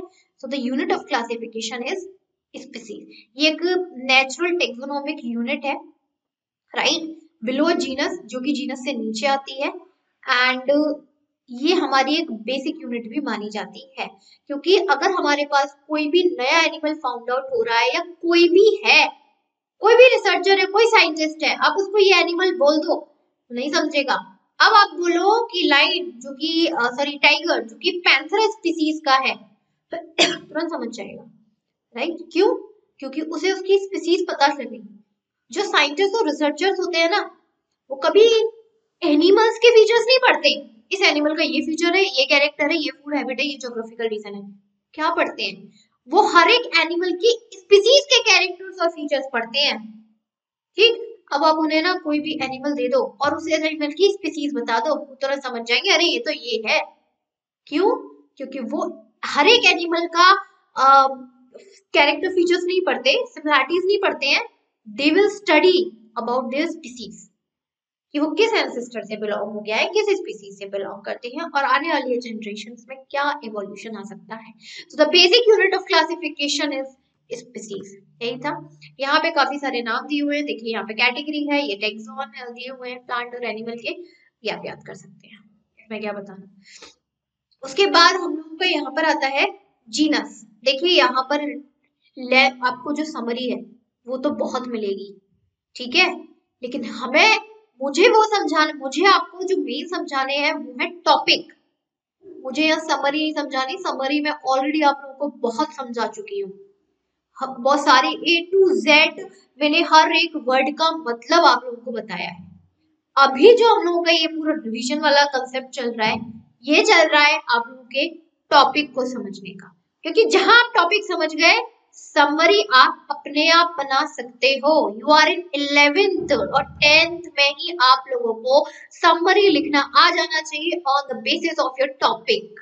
अगर टॉपिक समझ में है और टॉपिक को आप डिटेल कर चुके हो, एक्सप्लेन कर चुके हो, you know everything about the topic, you can write summary at any cost or at any way, any language. Clear? जो कि 10th में सिखा दी जाती है, I were in 11th students. So let's continue. The next point is genus. Next, यहाँ पे अभी जो हम लोगों ने नेक्स्ट पढ़ा, स्पीसीज पढ़ा, सॉरी स्टूडेंट, देखिए यहाँ पर अभी हम लोगों ने जो बेसिक यूनिट पढ़ी वो पढ़ी हम लोगों ने स्पीसीज, क्योंकि कोई भी एनिमल है वो एक्चुअली, आप एक बात बताओ, इसे ह्यूमन से क्यों ना रिलेट कर ले हम, क्योंकि जब हम किसी चीज को अपने आप से रिलेट कर लेते हैं ना, चीज अपने आप समझ में आ जाती है। चलो रिलेट करते हैं, मैं रिलेट करवाती हूँ। देखो अभी यहाँ पे सपोज करो किसी पर्सन की लिविंग ऑर्गेनिज्म की बात हो रही है, चलो मैंने कहा यहाँ पे लिविंग ऑर्गेनिज्म की बात हो रही है, लिविंग ऑर्गेनिज्म, ठीक है, ध्यान से समझिएगा, लिविंग ऑर्गेनिज्म। मैंने आपको उसके फीचर्स बताए, मैं आपको फीचर्स बता रही हूँ, आप इसको अप्लाई करो, क्योंकि ये समझ गए ना तो यहाँ से पूरा समझ जाओगे। अप्लाई करना। दो पैरों पे चलते हैं, दो हाथ हैं, हाथों का यूज करते हैं अच्छी तरीके से, लिखने में, खेलने में, पढ़ने में, सब चीज में करते हैं। दो आंखें भगवान ने दी है, पूरा फेस दिया है, अच्छी तरीके से बोल सकते हैं, पूरी दुनिया में सबसे ज्यादा इंटेलिजेंट नॉलेजेबल कहे जाते हैं, मैमल्स की कैटेगरी में आते हैं, मैमरी ग्लैंड है, सब कुछ है। अब कहाँ जा रहे हो आप ह्यूमंस? आप क्या समझे? अरे भाई मैम तो ह्यूमंस की बात कर रही है। कौन सी स्पीसीज की बात कर रही है? ह्यूमन स्पीसीज की बात कर रही है। करी या नहीं करी? करी ना मैंने? ह्यूमन स्पीसीज की बात करी मैंने, करी। अब तुरंत समझ गए, मैम तो ह्यूमंस की बात कर रही है, क्योंकि आपने ह्यूमन स्पीसीज के कैरेक्टर्स पढ़े हुए हैं, फीचर्स पढ़े हुए हैं। जब आपने ह्यूमन स्पीसीज के कैरेक्टर फीचर्स सब पढ़े हुए हैं तो आप तुरंत समझ गए। So that's the basic unit. Now let's move to another table. Next आता है यहाँ पे genus. Okay, let's talk about that genus. अब देखिए, अब ऐसा तो है नहीं है कि हमारी इस अर्थ पर जो ह्यूमन की पॉपुलेशन है सिर्फ एक ही कंटिनेंट पर है, कि अरे यार सारे सारे इंसान एशिया में रहते हैं, अफ्रीका में रहते हैं, नॉर्थ अमेरिका में रहते हैं, अंटार्कटिका रहते हैं, अटलांटिक रहते हैं, यूरोप रहते हैं, रशिया रहते हैं, ऐसा मतलब आप ये तो नहीं कहोगे ना कि सारे के सारे एशिया में रहते हैं, सब अपना डिस्ट्रीब्यूटेड है या नहीं है, राइट? अभी मैं आपको चलो बोल रही हूँ कि ह्यूमन की स्पीसीज, आपने ये तो पता लगा लिया ह्यूमन की स्पीसीज की मैं बात कर रही थी, अभी मैं बात करती हूँ। बहुत डार्क कलर्ड होता है, थोड़ा सा डेवलप नहीं है, और डार्क कलर्ड के होते हैं, और क्या क्या बताएं, बाकी खान पीन तो यही होता है ज्यादातर, है बहुत ज्यादा ऐसी जगह पे रहते हैं जहां पर बहुत ज्यादा धूप निकलती है और गर्मियां पड़ती रहती है, सर्दी का सवाल नहीं है। तो आप थोड़ा, कुछ बच्चे समझ पाए कुछ नहीं समझ पाए, बताती हूँ। आप क्या कहोगे, अरे मैम आप तो साउथ अफ्रीका की बात कर रहे हो, साउथ अफ्रीका की पॉपुलेशन की बात कर रहे हो, है? कुछ बच्चे समझ गए कुछ नहीं समझ पाए, कोई बात नहीं, मैंने बता दिया। यानी कि कि ह्यूमन स्पीसीज की बात कर रहे थे, ठीक है। अब उसमें भी जो पर्सन है एक जगह तो नहीं रह रहे, they are divide in area, वो हर जगह डिवाइडेड है, अलग अलग एरिया में डिवाइडेड है या नहीं है, राइट। तो मैंने जो आपको थोड़ा सा कैरेक्टर्स फीचर्स बताया उसके बेसिस पर आपने क्या पता लगा लिया, अरे ये तो साउथ अफ्रीका से बिलोंग करते हैं, ये समझ लो ये है जीनस। भाई यहाँ पे कोई भी एनिमल है जो एक स्पीसीज से बिलोंग करता है, दैट डजंट मीन कि एक स्पीसीज के एनिमल या कोई भी चीज एक ही जगह पे रहती है। They are distributed in all over the world, they are distributed on all over the world, clear. तो यहाँ पे भी सेम है, बहुत सारे भी एनिमल्स होंगे जो अपने अलग कॉन्टिनेंट, अलग सिटी, अलग कंट्री में रह रहे होंगे, they are genus, same species से है बट जीनस अलग है, उनका रहन सहन का तरीका अलग है, थोड़ा सा इवोल्यूशन हो गया, जीनस बदल गया, क्लियर हुआ। अब आती है फैमिली, नेक्स्ट क्या आता है यहाँ पर, फैमिली आती है। चलो पहला हमने क्या पढ़ा था बेटा, ह्यूमन पढ़ा था, दूसरा हम लोगों ने साउथ अफ्रीका पढ़ा यानी कि स्पीसीज उसके बाद जीनस, उसके बाद आती है फैमिली। चलो फैमिली, हर किसी की फैमिली होती है भाई, बढ़िया है। अब यहाँ पर देखिए, यहाँ पर क्या हुआ, अब यहाँ पर जीनस तो हो गए साउथ अफ्रीका के, चलो बढ़िया। आते हैं फैमिली पर। अब आप एक बात बताइए, अगर मैं इंडिया की बात करूँ, यहाँ पे क्या है, मैंने इंडिया के लिए, इंडिया की ह्यूमन स्पीसीज ही है, ठीक है, सेम जीनस भी है, ठीक है, और अपने देश, अपने पूरे इंडिया को क्या बोलते हैं, एक परिवार, देश बोलते हैं ना, एक परिवार, मतलब इंडिया के लोगों को बोल देते हैं ना एक परिवार है, ऐसा सुना होगा सब लोगों ने, राइट। फैमिली कि यानी कि सेम स्पीसीज से बिलोंग कर रहे हैं, सेम जीनस से बिलोंग कर रहे हैं, प्लस एक ही परिवार, एक ही परिवार मतलब कि वो एक ही जगह पे रह रहे हैं, स्पीसीज भी सेम है, जीनस भी सेम है, और एक ही जगह पे रह रहे हैं, थोड़ा सा फैमिली बना के सब लोग एक साथ रह रहे हैं, तो ये क्या है, ये है फैमिली। ये नहीं कि एक ही जगह पे रह रहे हैं, मतलब एक पर्टिकुलर जोग्राफिकल रीजन में रह रहे हैं, एक पर्टिकुलर जोग्राफिकल रीजन में रह रहे हैं, दैट इज फैमिली। जैसे टाइगर और लाइन, राइट, कैट हमारी लियोपार्ड से बिलोंग करती है। देखो यहाँ पर क्या है, जो एक परिवार इंडिया, यहाँ पर colour, height, job, family background, कोई विलेज, कोई सिटी, इसका डिफरेंस आ सकता है, नो डाउट इसका डिफरेंस आ सकता है, बट रहते तो एक ही ज्योग्राफिकल रीजन में है, एक ही वो एक पर्टिकुलर एरिया में, दैट्स व्हाई। जैसे cat belongs to leopard, cat इतनी छोटी होती है, लियोपार्ड इतना बड़ा होता है, स्टिल वो उसकी फैमिली है, व्हाई, सेम स्पीसीज से बिलोंग करे, सेम जीनस है, प्लस एक ही जगह पे एक ज्योग्राफिकल रीजन में रहना पसंद करते हैं। टाइगर और लाइन की बात करें, they also belongs to a family Felidae. Dog की बात करें तो डॉग की अपनी अलग फैमिली है, they do not belongs to tiger and lion. अब समझ में आया फैमिली। नेक्स्ट आता है आप लोगों का ऑर्डर, नेक्स्ट आता है, क्या आता है बेटा आप लोगों का ऑर्डर। अभी स्पीसीज देख लिया, ठीक है, अभी हम लोगों ने जीनस भी देख लिया, अभी हम लोगों ने थोड़ा सा क्या देखा, फैमिली देखा। अब आ जाते हैं बेटा हम लोगों पे ऑर्डर पे, चलिए स्पीसीज हो गया, जीनस हो गया, फैमिली हो गया, अब ऑर्डर पे आ जाओ। ऑर्डर में क्या है, ऑर्डर का मतलब है, देखो हमारी भी कम्युनिटी में कास्ट होती है बहुत सारी, मतलब हमारे पूरे पॉपुलेशन में कास्ट में डिवाइडेड है, हिंदू, मुस्लिम, सिख, ईसाई, ये होते हैं, यही चार है आप लोगों के। तो मैंने कहा कि भाई हम लोग हैं हिंदू के, ठीक है, हिंदू के जितने भी लोग हैं उनको एक ग्रुप में काउंट कर लिया जाएगा, चाहे पंडित हो, चाहे ब्राह्मण हो, चाहे राजपूत हो, चाहे कोई भी हो, they belongs to same order. अभी मैं बात करूं यहाँ पर मोहम्मदन्स की, they belongs to same order. मैं बात करूं यहाँ पर सिख क्रिश्चियन, उसकी सिख पंजाब वालों की, they belongs to same order. मैं बात करूं यहाँ पे क्रिश्चियन की, they belongs to same order, right और नॉट। दैट मीन कि अभी फैमिली तो बना ली भाई, फैमिली तो बन गई एक मतलब एक पूरा उसमें रह गए, बट बेटा कास्ट नाम की तो भी चीज होती है, कास्ट में डिवाइड कर दिया, राइट। जैसे हम लोगों की 4 कास्ट है, तो अलग अलग ऑर्डर बन गया, हिंदू को अलग मान लेते हैं, सिख को अलग मान लेते हैं, उसको अलग मान लिया, belongs to different order. Same as it is कि भाई कोई भी एनिमल है, सेम स्पीसीज से है, सेम जीनस से है, सेम फैमिली से भी है, तो कहीं ना कहीं उसका एक ऑर्डर भी डिवाइड हो गया ना, कास्ट भी तो होगी उसकी कुछ, है, भले ही इंसान है लेकिन कास्ट में तो फिर भी कर दिया, कहने को जानवर ही है लेकिन उसकी भी ऑर्डर बना दी है, कुछ ना कुछ तो उसकी कास्ट बना दी, मतलब मैं हम लोग कास्ट बोल रहे हैं समझाने के लिए, बट ऑर्डर तो। उसके बाद आता है आप लोगों का डिवीजन। अब देखो डिवीजन में भी आ गए, स्पीसीज हो गई, स्पीसीज के बाद आप लोगों का जीनस, जीनस के बाद फैमिली, फैमिली के बाद ऑर्डर, ऑर्डर के बाद डिवीजन। अब देखो, अब मैंने आप लोगों को बोला Hindu, Hindu is a order, right, हम लोग आप लोग सब लोग हिंदू में आ जाते हैं, लेकिन अब हिंदू में भी तो डिवाइड कर दिया, कोई राजपूत है, कोई ठाकुर है, कोई यहाँ पर पंडित है, करा कि नहीं करा, कितनी सारी कास्ट होती है, अग्रवाल होते हैं, पता नहीं कौन कौन होते हैं, आई डोंट नो, मुझे ज्यादा नहीं पता है, I don't believe in caste. तो यहाँ पर क्या हुआ कि ऑर्डर, कि वहां पर एक ऑर्डर से तो बिलोंग कर रहे हैं, एक ऑर्डर से, सेम कास्ट से, बट उसके अंदर भी, उन लोगों के अंदर भी क्या है, अब आप कहोगे मैम इंसानों को तो इंसान है, जानवर को भी नहीं छोड़ा, क्या कहे बच्चा, इंसान को तो छोड़ा ही नहीं, जानवरों को भी नहीं छोड़ा, जानवरों की भी कास्ट में लड़ा ली है, क्या करें।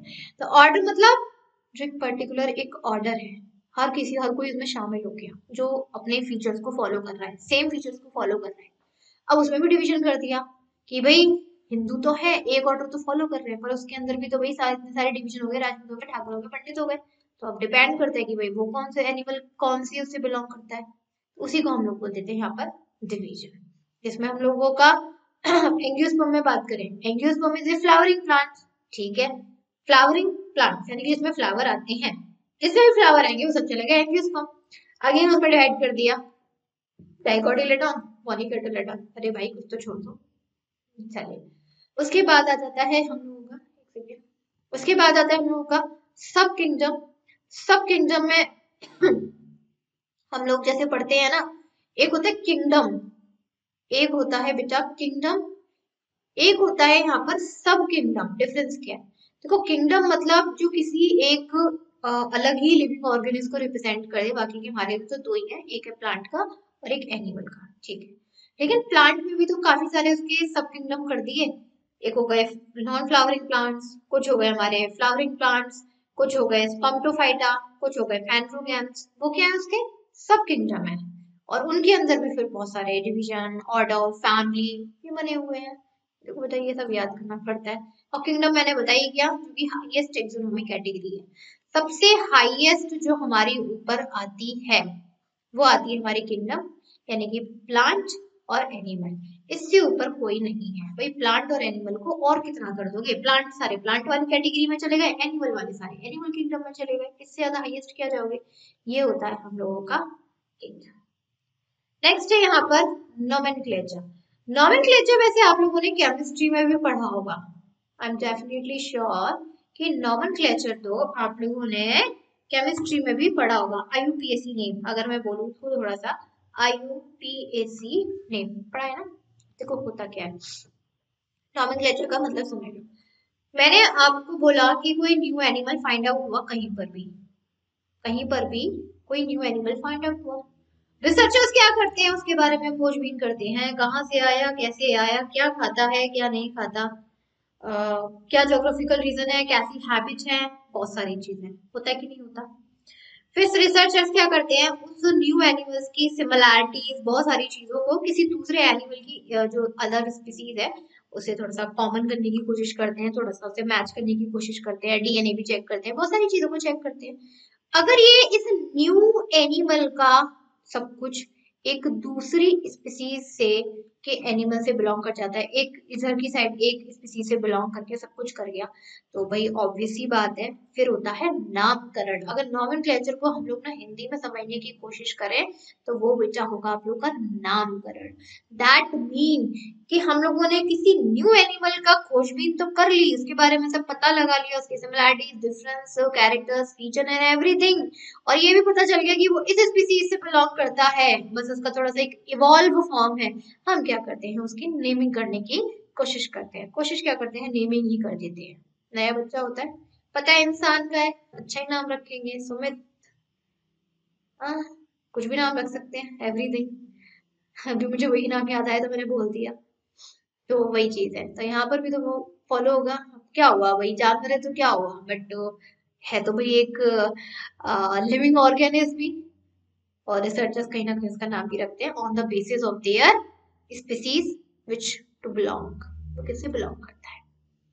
ठीक है, जैसे all living organ known by particular name, जितने भी ऑर्गेनिज्म है हर किसी के नाम है, डॉग, कैट, काओ, कोई को तो डोमेस्टिक पेट का नाम रखते कि नहीं रखते, जैसे डॉग का रख देते हैं, फीमेल है तो Sweetie and Maggie, Funny Brownie, बहुत सारे नाम रख देते हैं, वही जो याद है बता दी।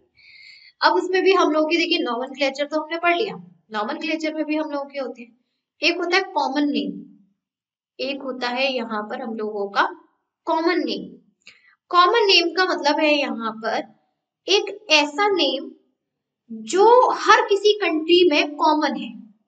जैसे कि मैंने आपको बोला डॉग, राइट, ये एक ऐसा नेम है डॉग का, आई मीन उसे एनिमल का, जो हर जगह कॉमन है, जो हर जगह कॉमन है। अब यूएसए में डॉग कहोगे ना तो भी उसका मतलब वही निकलेगा, आप उसे इंडिया में डॉग कहोगे तो भी वही होगा, आप उसे अफ्रीका में डॉग से न पुकारोगे तो भी वही होगा।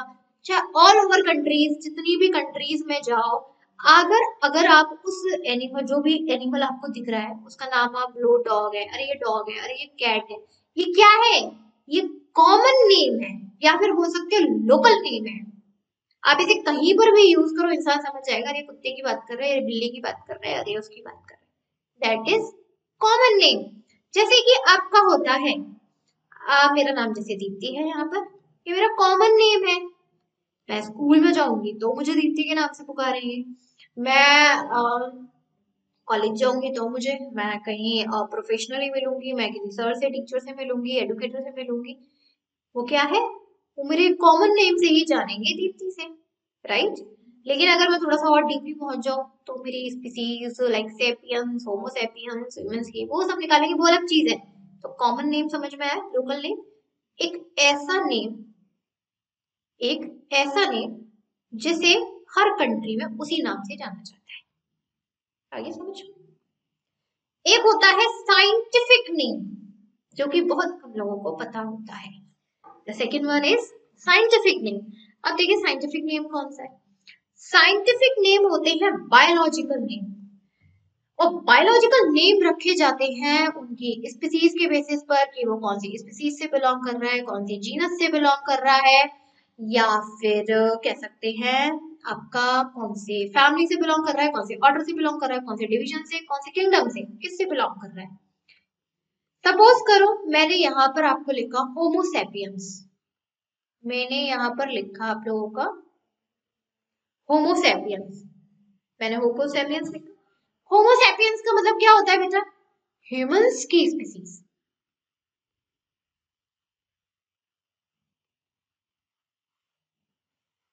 मैंने यहाँ पे ह्यूमंस की स्पीसीज लिखी, जो ह्यूमंस की स्पीसीज लिखी तो ये हो गया कॉमन, अरे यार ह्यूमन की स्पीसीज की बात कर रहे हैं, कॉमन एक हो गया ना। मैंने यहाँ पर लिख दिया होमोसेपियंस, आधे बच्चों को नहीं पता होगा, तो ये क्या है, ये साइंटिफिक नेम है, जो कि उसकी स्पीसीज और जीनस को देख के बताया गया। ह्यूमन का, ह्यूमन एक कॉमन नेम, कहीं पर भी लूं मैं, यूएसए में लूं, कहीं पर भी लूं, ह्यूमन इंसान, सबका मतलब सब जगह एक ही मतलब होगा इंसान। लेकिन मैंने भी यहाँ पे लिख दिया होमोसेपियंस, कुछ लोग जानते होंगे समझ जाएंगे, जो नहीं समझे कहेंगे अरे यार क्या नाम ले लिया तूने, इतना टिपिकल सा संस्कृत का वर्ड नहीं आ रहा समझ में। दैट इज साइंटिफिक नेम, जैसे हर किसी के अपने साइंटिफिक नेम होते हैं। ये इंट्रोड्यूस इन्होंने, एक सेकेंड में एक चीज बता देती हूँ, ये जो साइंटिफिक नेम्स हैं हम लोगों के, हम लोगों की स्पीसीज प्लैनेटरम, ये जो कि पब्लिश हुई थी 1753 में, यहाँ पर बोटैनिकल नॉमेनक्लेचर यानी कि जो हम लोगों का साइंटिफिक नेम्स हर एक एनिमल के लिखे रहते हैं, तो इसमें लिखे हुए हैं। और ये भी बताया गया है कि अगर कोई भी नया एनिमल फाउंड आउट होता है या कुछ भी है, तो एक्चुअली में आपको उसका साइंटिफिक नेम किस बेसिस पर रखना है, उसकी स्पीसीज के बेसिस पर, उसके क्या बोलते हैं जीनस के बेसिस पर, या किसी के बेसिस पर कैसे रखना है, इस बुक में पूरा उसका इंट्रोडक्शन दिया हुआ है। ओके, और इसके अलावा यहाँ पर जो नाम रखा जाता है वो एक पूरा एक international code of nomenclature for algae fungi and plants. इसमें पूरा एक पूरा है, जैसे आप लोग केमिस्ट्री में पढ़ते हैं ना IUPAC, ये आपका बायोलॉजी है, international code of nomenclature for algae fungi and plants. इसी के बेसिस पर, जो कि 26 जून 2018 में पब्लिश हुई थी, इसी के बेसिस पर हम लोग एल्गी फंजाई प्लांट्स जितनी भी टाइप्स की हैं उनका हम लोग नेमिंग भी करते हैं। Okay students, and according to this system scientific name of sunflower is Helianthus, एंड इसका जो हेलेंथेनस है इसका जीनस है, और जो इसका सेकंड नेम है एनस, वो इंडिकेट करता है स्पीसीज को। आपको पता है ना, जब भी हम किसी का नाम लिखते हैं तो पहले उसका जीनस आता है, जीनस का नेम आता है, देन उसकी स्पीसीज का नेम आता है। ओके, बायनोमियल नोमेनक्लेचर के हो सकता है आपके एग्जाम में 4 मार्क्स में ये रूल्स पूछ लिए जाए कि जब भी हम किसी एनिमल का नोमेनक्लेचर नामकरण कर रहे हैं तो उसके कौन कौन से रूल्स को फॉलो करेंगे। तो वही है, यहाँ पे इसमें 2 वर्ड होने चाहिए, पहला जीनस का, दूसरा स्पीसीज का। और जो हम लोगों का जेनरिक होता है, जो जीनस का नाम होगा पहले लिखा जाएगा, कैपिटल लेटर से लिखा जाएगा। दूसरा जो उसका होता है सरनेम कह दो स्पीसीज का, वो हम लोगों का थोड़ा सा स्मॉल लेटर में लिखा जाता है। और जो हम लोगों का जो पूरा आप लोगों का इटैलिक में लिखा जाता है, जो साइंटिफिक नेम आप लिखते हो ना पूरे उसका, किसी भी एनिमल या प्लांट का, इटैलिक में लिखा जाता है। और ये हम लोगों का 3 वर्ड से कम नहीं होना चाहिए और 13 वर्ड से लेटर से ज्यादा नहीं होना चाहिए, ये चीज भी ध्यान रखनी है। 3 वर्ड से कम नहीं हो, 13 लेटर से वर्ड से ज्यादा ना हो, ठीक। और इसके अलावा जो प्लांट और एनिमल है उनका साइंटिफिक, जैसे इसमें एग्जाम्पल दिया है, फिर तो क्लास में एग्जाम्पल दिया है, जैसे एग्जाम्पल है मैंगीफेरा इंडिका, जो कि मैंगो का है। मैंगो सिंपल बोल दिया, कॉमन नेम, लेकिन इसके साइंटिफिक नेम की बात करी तो मैंगीफेरा इंडिका। एल, एल यहाँ पर साइंटिस्ट के रिप्रेजेंट कर रहे हैं। कभी कभी क्या होता है, जब हम किसी साइंटिफिक नेम को लिखते हैं तो उसके बीच में या लास्ट में ऐसे शॉर्ट फॉर्म में कुछ ऐसे लिख देते हैं, तो ये जो एक सिंगल लेटर होता है ना डॉट लगा के, ये उसके साइंटिस्ट को रिप्रेजेंट करता है कि इस साइंटिस्ट ने, ऑथर ने कह दो, साइंटिस्ट या ऑथर ने इस पूरे प्लांट या एनिमल को, लिविंग ऑर्गेनिज्म को ये नाम दिया है। ओके स्टूडेंट, यहाँ तक क्लियर हुआ? ठीक है, हम थोड़ा सा जल्दी कर रहे हैं क्योंकि हम लोगों को एकदम शॉर्ट बनाना है, बस टॉपिक समझना है, बाकी समरी तो आप लोग वही जानते ही हैं पूरी, अपनी आप लोगों को खुद की लैंग्वेज बनानी है ही है। उसमें मैं क्या कर सकती हूँ ना, आप लोगों को ये लिख के आनी है जो मैंने पूरे नोट्स में प्रोवाइड करी है, ना बुक की लिखने आनी है जो बुक में पूरी है, बना के अपनी आनी है। मेन है वही हम लोगों का पॉइंट समझने का। नेक्स्ट, अब आप लोगों का यहाँ पर एक नो द साइंटिस्ट है, तो पहले इसको देख लेते हैं, उसके बाद फिर हम लोग का जो मेन टॉपिक है इस चैप्टर का वो स्टार्ट हो जाएगा। यहाँ पर साइंटिस्ट दिए हुए हैं कार्ल लिनियस। इन्होंने हमारे लिविंग ऑर्गेनिज्म को काफी सारी कैटेगरीज में डिवाइड किया था। किसके बेसिस पर किया था? उनके न्यूट्रिशन के बेसिस पर, माइग्रेशन के बेसिस पर, सेडेंट्री के बेसिस पर। और इन्होंने जो क्लासिफिकेशन किया था वो था किंगडम प्लांट और किंगडम एनिमलिया का। लेकिन आप लोग जानते ही हैं भाई, प्लांट और एनिमल, इनमें भी हम लोगों की बहुत सारी कैटेगरीज होती हैं भाई। प्लांट्स में कितने number of millions of plants होते हैं, flowering, non flowering, tap root वाले, स्टैम वाले, पता नहीं कौन कौन से प्लांट्स होते हैं। Same as it is animals की कैटेगरी में बात करें तो एनिमल्स की कैटेगरीज में भी बहुत सारी कैटेगरीज हैं, इंसेक्ट्स हैं, बैक्टीरिया है, प्रोटोजोआ है, और इंसान तो है ही है क्या, हाँ एनिमल्स तो है ही है, फंजाई है, फंगस है, तो ब्रॉड कैटेगरी थी। तो कार्ल लिनियस का जो इन्होंने क्लासिफिकेशन किया किंगडम प्लांट और किंगडम एनिमल का, भाई ये हो गया फेट। क्योंकि और जो साइंटिस्ट थे उन्होंने, कहते हैं ना एक क्या बोलते हैं, आवाज उठाना शुरू कर दिया, भाई प्लांट किंगडम में तो इतनी सारी कैटेगरीज होती हैं तो उन्हें कहाँ लेके जाएंगे, और प्लांट और एनिमल के अलावा भी जो हमारी अर्थ पर ये इतने सारे बैक्टीरिया, फंगस, ये सब प्रेजेंट है, इन्हें हम कहाँ लेके जाएं? बात तो सही है। तो इसीलिए उनमें से एक साइंटिस्ट आए R.H. विटेकर 1969 में, और इन्होंने finally 5 kingdom system of classification proposed किया। ठीक है, R.H. विटेकर। और आज के टाइमिंग पर हम लोग ये जो 5 क्लासिफिकेशन पढ़ते हैं ना, मोनेरा, प्रोटिस्टा, प्लांटिया, फंजाई और एनिमिलिया, ये हम R.H. विटेकर का ही पढ़ते हैं।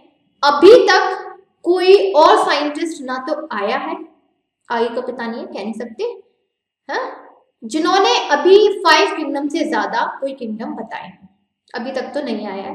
तो लास्ट अभी जो मॉडर्न चल रहा है वो आर एच विटेकर के ही किंगडम चल रहे हैं, और इन्हीं को हम अपने आगे बहुत ज्यादा डिटेल में पढ़ेंगे, क्योंकि किसी का भी किंगडम के बारे में ना डिटेल में लिखने के लिए एग्जाम में बड़ा पूछ लेते हैं। तो सबसे पहले हम लोग का कौन सा किंगडम था यहाँ पर, मुनैरा था। इनके कैरेक्टर्स देखते हैं, कैरेक्टर्स और एग्जाम्पल। देखिए मेन चीज जो याद रखनी होती है ना किसी भी किंगडम, किसी भी मतलब किसी के उसके लिविंग ऑर्गेनिज्म के बारे में, उसका सबसे पहले तो ऑर्गेनाइजेशन, कैसे बना है, कितने सेल से बना है, यूनिसेलर है, क्या है क्या नहीं है, कहाँ रहता है, क्या खाता है, दूसरा खाना खुद बनाता है, दूसरे पर डिपेंड रहता है। ये 3 चीजें हैं जो बहुत इंपॉर्टेंट होती हैं किसी भी लिविंग ऑर्गेनिज्म के कैरेक्टर्स के जानने के लिए। तो इसी से स्टार्ट करते हैं। यूनिसेलर ऑर्गेनिज्म है, प्रोकैरियोटिक है, प्रोकैरियोटिक और यूकैरियोटिक। हमारी सेल्स 2 कैटेगरीज में डिवाइडेड है ना, on the basis of organisation, prokaryotic and eukaryotic.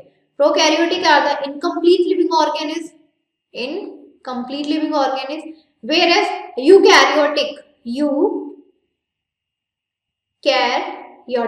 ये होते हैं complete organism like us, and prokaryotic like bacteria वगैरह, ये कहाँ होता है इनके अंदर, थोड़ा ना इनका पूरा कंप्लीट का कंप्लीट सब कुछ प्रेजेंट होता है, ऑर्गन्स एंड एवरीथिंग, राइट।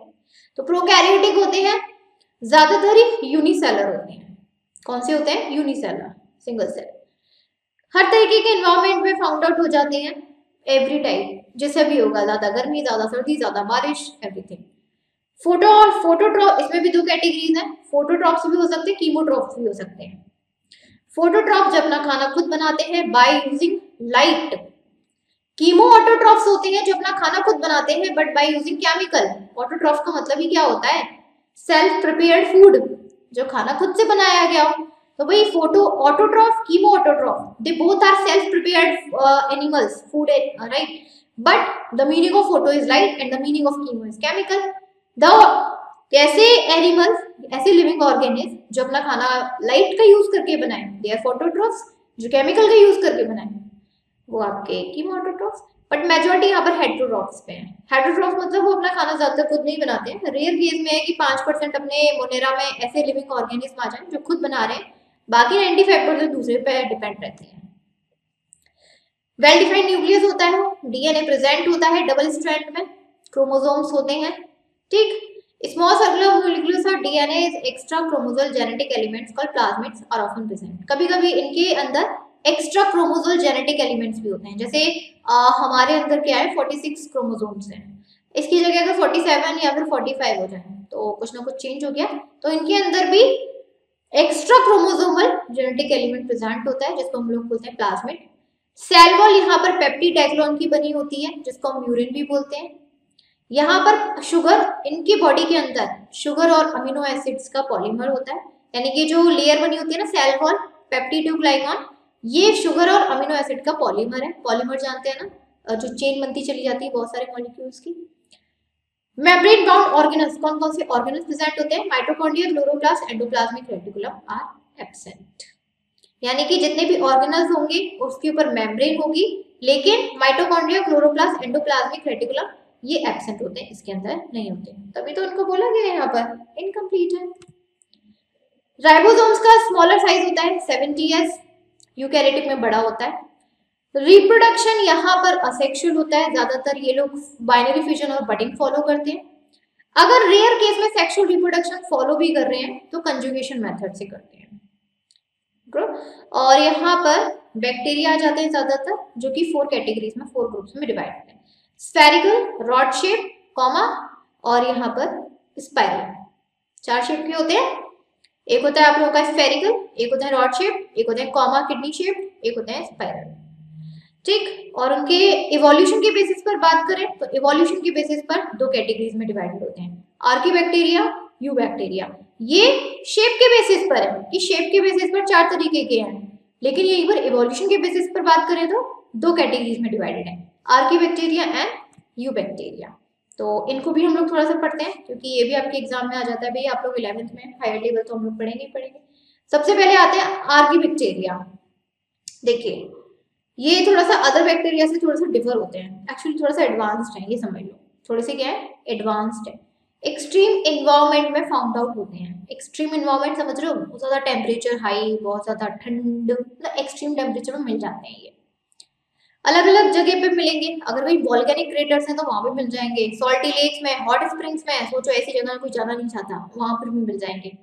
इनके अंदर बहुत अच्छी कैपेसिटी होती है बहुत सैवरी एक्सट्रीम कंडीशन में भी सरवाइव करने की, दैट्स व्हाई एक्सट्रीम एनवायरनमेंट में मिल जाते हैं। इनके अंदर हाई सैलिनिटी होती है, हाई सैलिनिटी मतलब नमक की मात्रा ज्यादा होती है, इसलिए इनको हम लोग हेलोफाइल्स भी बोलते हैं। और इसी सैलिनिटी की वजह से ये एक्सट्रीम टेम्परेचर में या एक्सट्रीम कंडीशन, एक्सट्रीम इन्वायरमेंट में भी सरवाइव कर सकते हैं। और ऐसे बैक्टीरिया जो एक्सट्रीम टेम्परेचर में सरवाइव कर सकते हैं due to presence of salinity inside their body, they are called thermophiles. They are called thermophiles. देखो बेटा, इसमें कोई याद करवाने वाली चीज नहीं है या बहुत समझाने वाली चीज नहीं है, सिर्फ क्या करना है आपको यहाँ पर याद करना है। मैं यहाँ पर कुछ और नहीं समझा सकती, जितना समझा सकती हूँ वो वही है कि जो यहाँ लिखा हुआ है, बाकी इसके अलावा कुछ नहीं है। बाकी सारी चीजें वो है जो आपको याद करनी है। इसमें ज्यादा जो वेरी कॉमन जो बैक्टीरिया है वो मेथेनोइक बैक्टीरिया है, जो कि काऊ और बफेलो के मतलब पाया जाता है। These bacteria help in the production of methane and biogas. Methanoic नाम से समझ में आ रहा है, मीथेन।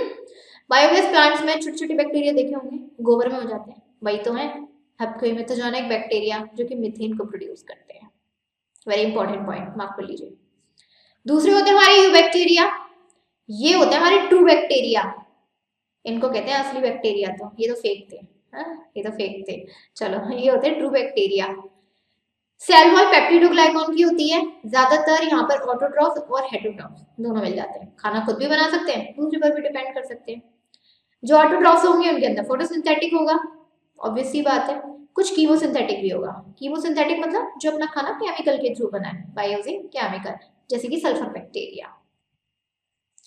ज्यादा मल्टी सेलर फिलामेंटस होता है, फ्रेश वाटर में रहना पसंद करते हैं, और इनकी बॉडी म्यूकस की शीट से, जैसे बोलते हैं म्यूकस जीनस, एक लेयर से कवर होती है। प्रोकैरियोटिक होते हैं, इनकम्प्लीट होते हैं। ज्यादातर आप लोगों को जो बैक्टीरिया मिलेंगे ना वो प्रोकैरियोटिक मिलेंगे, इनकम्प्लीट। नाम भी दिया हुआ है यहाँ पर।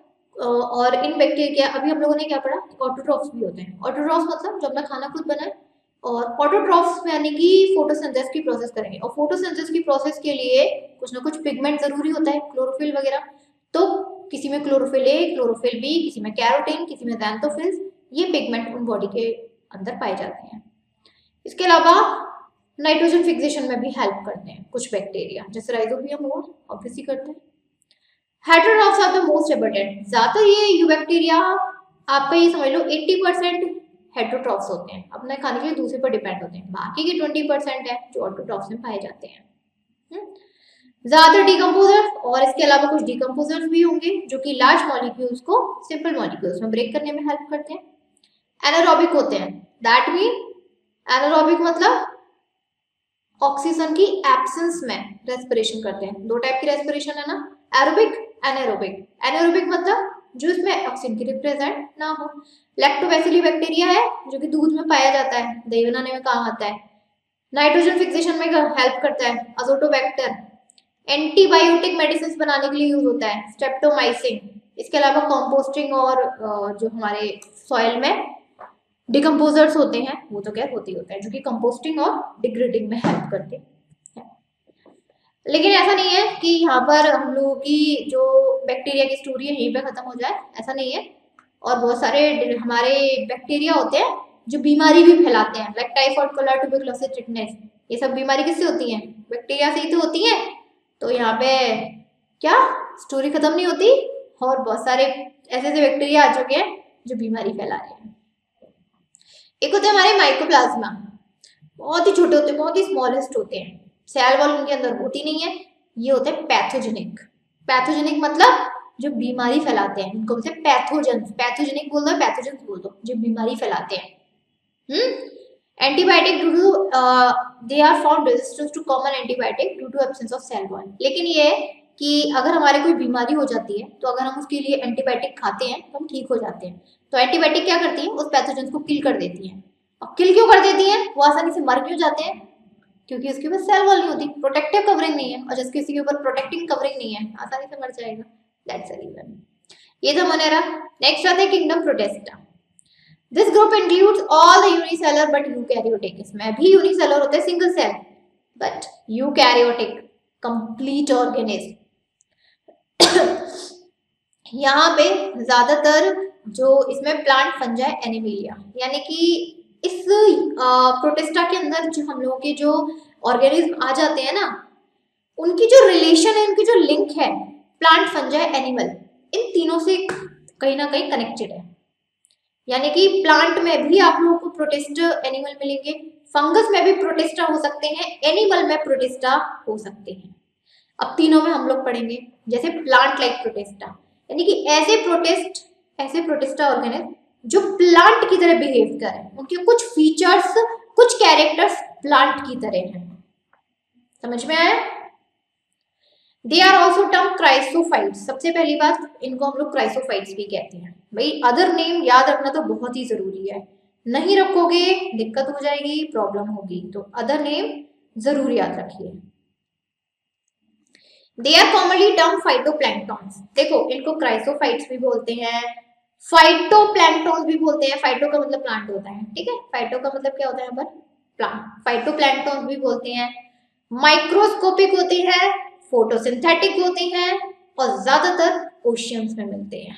कहाँ पर? ओशियंस में। फाइटोप्लैंक्टॉन्स सुना है ना, फाइटोप्लैंक्टॉन्स, जूप्लैंक्टॉन्स, जो कि जो ओशियंस और सी होते हैं, वहां पर छोटे छोटे प्लांट्स दिख रहे हैं, एकदम छोटे छोटे से माइक्रोस्कोपिक हरे हरे दिखाई देते हैं। मतलब हमें नहीं दिखाई देते क्योंकि माइक्रोस्कोपिक है, बस महसूस होता है हरा हरा सा। Phytoplanktons, right. इनकी जो बॉडी है, बॉडी जो उसकी जो सेल वॉल है पूरी box soap like fitting silica की कवरिंग होती है उनकी पूरी बॉडी पर। डायटोमस अर्थ इज नथिंग, यहाँ पे एक वर्ड लिखा हुआ है, इनको हम लोग डायटम्स भी बोलते हैं। इनको हम लोग डायटम्स भी रेफर करते हैं ना। What is the meaning of diatoms? देखिए diatoms means nothing but these shells left behind for so many years. इनके ऊपर जो पूरी शेल होती है, कवरिंग होती है, ये अपनी कवरिंग को सालों पहले अपनी बॉडी से हटा चुके हैं। अब उनके ऊपर क्या है, वो जो लेयर है, पूरी कवरिंग है, शेल है, वो नहीं प्रेजेंट है। Diatoms. Granular hence fines use in polishing and filtration. ज्यादातर इनका जो यूज किया जाता है ना, पॉलिशिंग और फिल्ट्रेशन में किया जाता है। पॉलिशिंग होती है ना, जैसे पॉलिश वगैरह करते हैं, टेबल पे कर दी, बेड पे कर दी, सोफे पे कर दी, वुड पे कर दी, दैट। और फिल्ट्रेशन तो आप जानते हैं, जो पानी को फिल्टर किया जाता है और बहुत सारी चीजों को फिल्टर करते हैं, उसमें यूज। एक होते हैं हम लोगों के एनिमल लाइक प्रोटिस्ट, इनको हम लोग प्रोटोजोन्स भी बोलते हैं, और ये होते हैं हेटेरोट्रॉफ्स, भैया अपने खाने के लिए दूसरे पर ही डिपेंड रहते हैं। इनको हम लोग प्रिमिटिव एनिमल कहते हैं। कहा जाता है कि एनिमल की जो स्टार्टिंग हुई है ना, वो इन्हीं एनिमल लाइक प्रोटिस्ट से हुई है, दैट्स व्हाई। इनके स्यूडोपोडिया हो सकते, इनके स्यूडोपोडिया होते हैं। स्यूडोपोडिया मतलब कुछ ऐसे फ्रेगमेंट्स होते हैं जो लोकोमोशन है, उनको मूवमेंट करने में हेल्प करते हैं। इसमें ना जो एग्जाम्पल है वो है अमीबा, फ्री लिविंग है, जानते हैं आप लोग, पानी में मिलता है, और इससे एक बीमारी होती है अमेबिक डायसेंट्री। अमेबिक डायसेंट्री, इसके पास भी फ्लैगेटेड प्रोटॉन्स, फ्लैगला होता है, ऐसे एक पीछे टेल सी होती है लोकोमोशन के लिए। और एक होता है ट्राइप्सोनोमा, ट्राइप्सोनोमा जो कि एक कॉमन पैथोजन है एनिमल में, जो कि स्लीपिंग सिकनेस करता है, बीमारी स्लीपिंग सिकनेस करता है।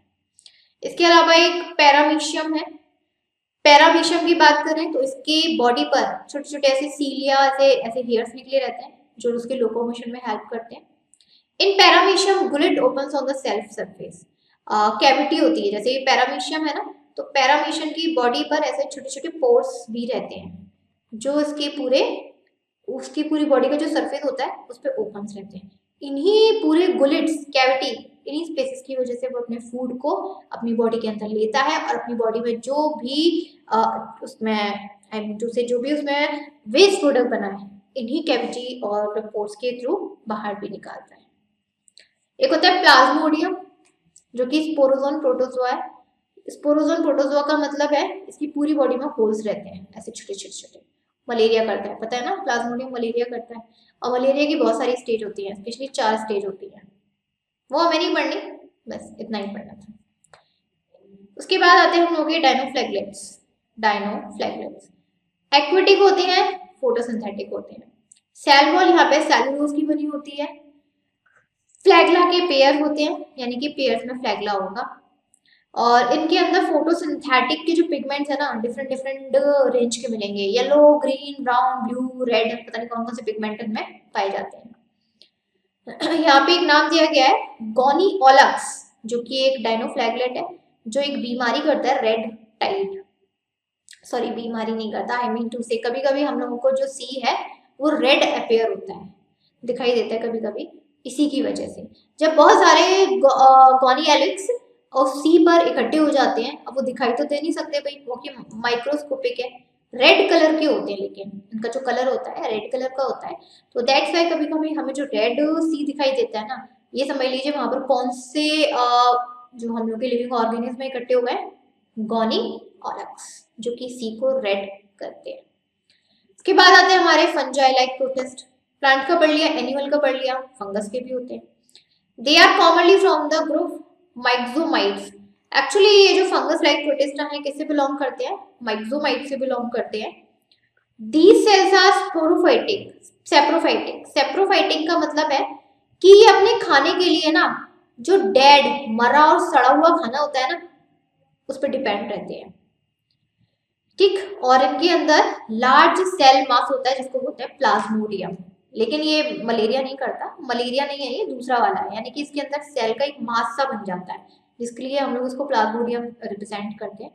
स्पोर्स प्रेजेंट होते हैं, ठीक है, जो इनको वेरी हार्श एक्सट्रीम कंडीशन में सर्वाइव करने में हेल्प करते हैं।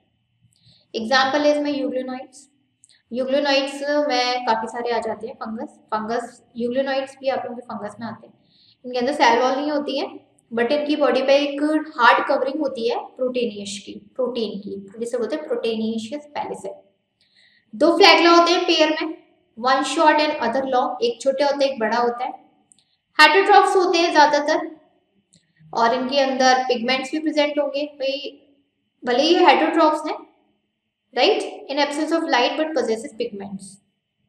ये एक्चुअली लाइट में नहीं रह सकते, और फोटोसिंथेसिस प्रोसेस लाइट के बिना नहीं हो सकती, भले ही उसके अंदर पिगमेंट प्रेजेंट है, क्लोरोफिल, ज़ैंथोफिल, कैरोटीन, राइट, लेकिन लाइट प्रेजेंट नहीं है ना, लाइट में नहीं रहते, इसीलिए उनके अंदर फोटोसिंथेसिस नहीं होती।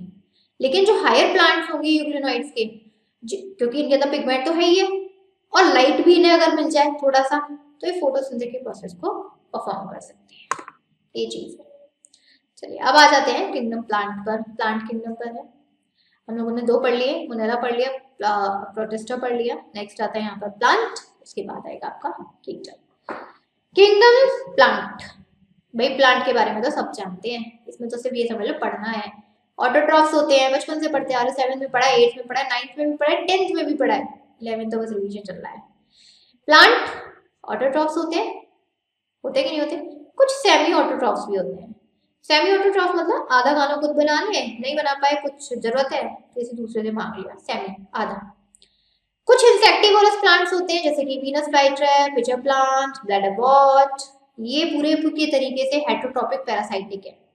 ये कैसे होते हैं, पैरासाइटिक होते हैं, अपने खाने के लिए सॉरी ये इंसेक्टिवोरस होते हैं, इंसेक्ट्स को खाते हैं। और कुछ पैरासाइटिक भी होते हैं जैसे कि कसकटा, ये क्या करते हैं, अपनी रूट्स को किसी दूसरे की प्लांट की रूट से कनेक्ट कर लेते हैं, रूट्स या स्टैम्स को, उसके खाने को एब्जॉर्ब करते रहते हैं, खींचते रहते हैं। मल्टी सेलर होते हैं, यूकैरियोटिक होते हैं, कंप्लीट माने जाते हैं, इनके अंदर क्लोरोफिल की प्रेजेंस होती है। आउटर कवरिंग सेल वॉल इनकी सेलुलोज की बनी होती है। और यहाँ पर क्या है, इन लोगों का जनरेशन शो करते हैं, ऑल्टरनेशन ऑफ जनरेशन शो करते हैं, यानी कि इनकी जो लाइफ साइकिल है वो 2 फेजेस में आती है। सपोज करो कोई प्लांट है, इस प्लांट की फर्स्ट जनरेशन आई, तो फर्स्ट जनरेशन कोई जो इसका जो लुक और जो कैरेक्टर होगा थोड़ा सा चेंज होगा, ठीक। अब इसकी सेकंड जनरेशन आई, सेकंड जनरेशन का जो लुक और कैरेक्टर्स होंगे वो थोड़े से चेंज होंगे, हो सकता है पहले वाले की तरह होंगे, राइट। जो फर्स्ट जनरेशन आई थोड़े से उसने अपने अलग कैरेक्टर शो किए, जो उसकी सेकंड जनरेशन आई तो बिल्कुल डिट्टो अपने फर्स्ट पेरेंट की तरह आई। So that is alternation of generation, 2 phases होते हैं। इनको हम लोग 2 ग्रुप में डिवाइड करके पढ़ते हैं, एक होते हैं क्रिप्टोगैम्स, एक होते हैं हम लोग के फेनरोगैम्स। उसके बाद आता है हम लोगों का किंगडम फंजाई। हम लोग को इसमें ज्यादा डिटेल में जाना ही नहीं है बच्चों, क्योंकि हम लोग ये ऑलरेडी ना आप लोग 9th और 10th में पढ़ के आए हो। हाँ, और जब हमें वही चीज पढ़नी है तो वही 11th का फायदा क्या। जब वही चीज रिपीट करके पढ़नी है तो कुछ तो अलग पढ़ना पड़ेगा। तो इसमें हम लोगों को कुछ चीज रिपीट नहीं करनी है, बस उन चीजों को एक रिवीजन में लेके आना है। फंगस की बात करें, यूकैरियोटिक होती है, हेटेरोट्रॉफ्स होती है, एक्स्ट्रा सेलुलर डाइजेशन शो करती है, यानी कि इनका जो डाइजेशन है बाहर की तरफ होता है। ज्यादातर वार्म और ह्यूमिड प्लेसेस पर रहना पसंद करती है। इनकी बॉडी बहुत सिंपल होती है, कुछ यूनिसेलर भी होती है। और ये जो उनकी बॉडी होती है ऐसे थ्रेड लाइक स्ट्रक्चर होते हैं फंगस के, जैसे कोई कंप्लीट बॉडी नहीं होती, ऐसे थ्रेड की तरह होती है, राइट। जैसे और इनके थ्रेड को हम लोग बोलते हैं हाइफे। इनके थ्रेड को हम लोग क्या बोलेंगे बेटा, हाइफे बोलेंगे। जैसे लार्ज फंगस की बात करें तो मशरूम्स है, जैसे बहुत सारे सेल्स, मास ऑफ सेल्स इसमें प्रेजेंट होता है। यूनिसेलर में प्रोटोप्लास्ट प्रेजेंट होता है और उसमें कई न्यूक्लियस होती हैं। कुछ फंगस होती हैं जो यूनिसेलर भी होती हैं, राइट, जिसके अंदर प्रोटोप्लास्ट होता है और न्यूक्लियस एक से ज्यादा होता है, जैसे कि राइजोपस, सेक्रोमाइसिस और ईस्ट। सेक्रोमाइसिस को हम लोग बोलते हैं ईस्ट, जो कि यूनिसेलर है। यही हम लोग फिलामेंटस फंगस की बात करें तो filamentous fungus consist of a body called mycelium in which hyphae are present. यहाँ पर जैसे कुछ फिलामेंटस है, इसके ऐसे करके कुछ ऐसे करके थ्रेड लाइक स्ट्रक्चर निकले रहते हैं जिसको बोलते हैं हाइफे।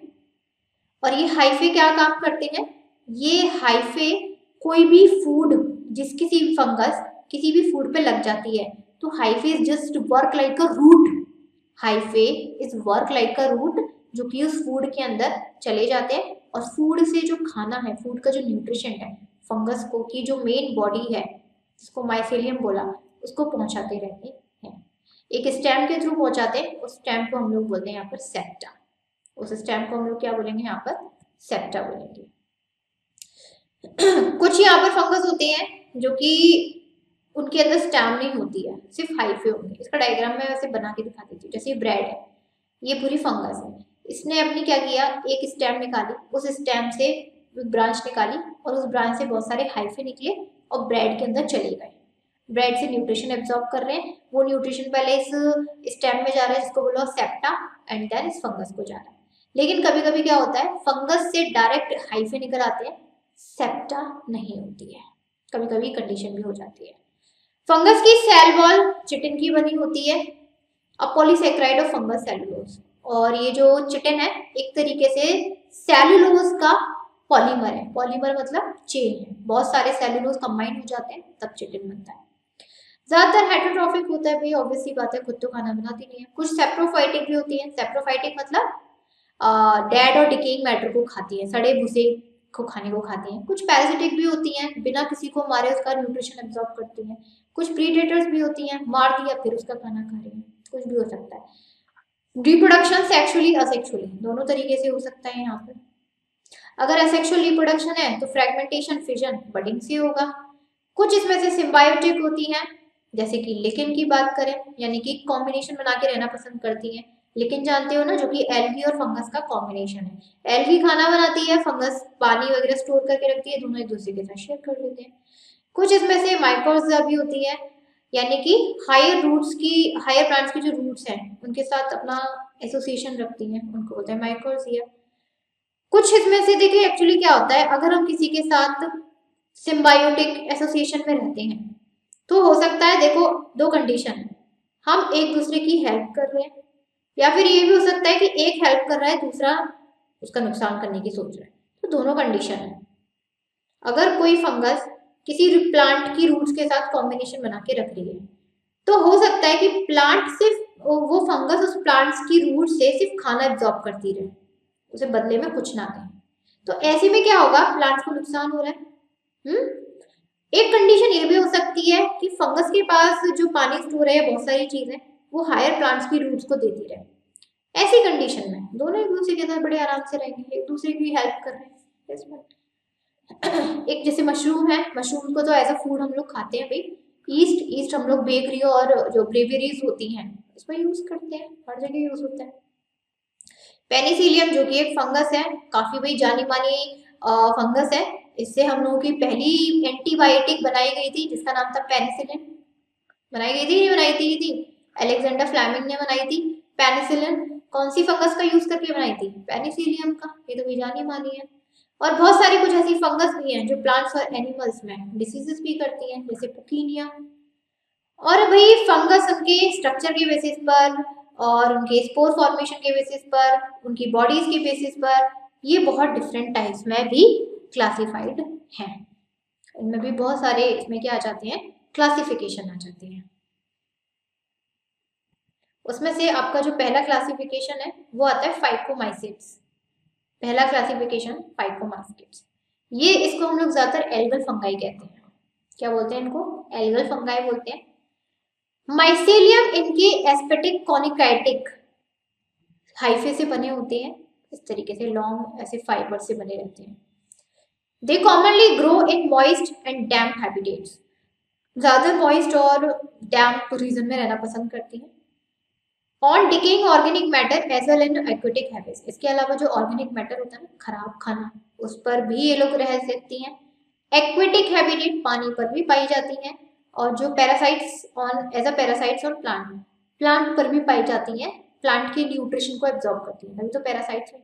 एग्जाम्पल में म्यूकर हुई, राइजोपस हुई, जिसे ब्रेड बाउल कहते हैं, एल्ब्यूबो हुई, जिसे हम लोग पैरासिटिक फंगस जो कि मस्टर्ड पे पाई जाती है, सरसों होता है ना, सरसों उस पर लग जाती है, उसको खराब करना शुरू कर देती है, उसको बोलते हैं एल्ब्यूबो। नेक्स्ट आते हैं हम लोगों के एस्कोमाइसेट्स। यहाँ पे थे फाइकोमाइसेट्स, क्योंकि जो हम लोगों की फंगस होती हैं वो भी काफी टाइप्स की होती हैं, तो फाइकोमाइट्स एक लिया, ये सिंपल वाली होती हैं। नेक्स्ट आती है एस्कोमाइसेट्स। इन लोग इसको हम लोग सेक फंजाई भी कहते हैं। These are also called sac fungi. Multicellular होती हैं। देखिए यहाँ पे जो हम लोगों ने पढ़ा था फाइकोमाइसेट्स, इसमें हम लोगों की मल्टीसेलर प्लस यूनिसेलर दोनों हो सकती हैं, लेकिन एस्कोमाइट्स में मल्टीसेलर ही होती है। रेयर केस में यूनिसेलर पाई जाती हैं, लेकिन वो भी ईस्ट की वैरायटी में सिर्फ, बाकी अदर किसी में नहीं। हाइफे प्रेजेंट होती हैं सेप्टेट के साथ। इनमें डिकम्पोजर्स भी होती है, पैरासाइट्स भी होती हैं, और जो डंग होता है ना, गोबर हिंदी बोलते हैं, उस पर भी प्रोड्यूस हो जाती है। देखना कभी जो गोबर है आप लोगों के 3-4 दिन का हो जाए या 5-6 दिन का हो जाए, तो उसके ऊपर एक फंगस ही दिखाई देगी, तो उसको हम लोग बोलते हैं कॉप्रोफाइटस। एंड सेक फंजाई में भी काफी सारी वेराइटीज होती हैं, like morels and truffles. Morels and truffles ये सेक फंजाई की वेराइटीज हैं, यानी कि सेक फंजाई ग्रुप है, लेकिन उस ग्रुप में भी क्या है, टाइप्स हो सकती हैं। न्यूरोस्पोरा जो कि एक जेनेटिक और बायोकेमिकल एसेस के लिए यूजफुल है। न्यूरोस्पोरा यहाँ पे जेनेटिकल और बायोकेमिकल मेडिकल साइंस में यूज्ड होती है। एग्जांपल में Aspergillus, Penicillium, Claviceps, Neurospora and Saccharomyces. Third होती है यहाँ पर बेसिडियोमाइसिट्स। बेसिडियोमाइसिट्स इसको हम लोग बोलते हैं club fungi. Club fungi, club का मतलब क्या होता है, जहां पर बहुत सारे लोग ग्रुप में प्रेजेंट हो, यही that is the meaning of club fungi. ये भी समझ लीजिए ये ग्रुप्स में प्रेजेंट होती हैं।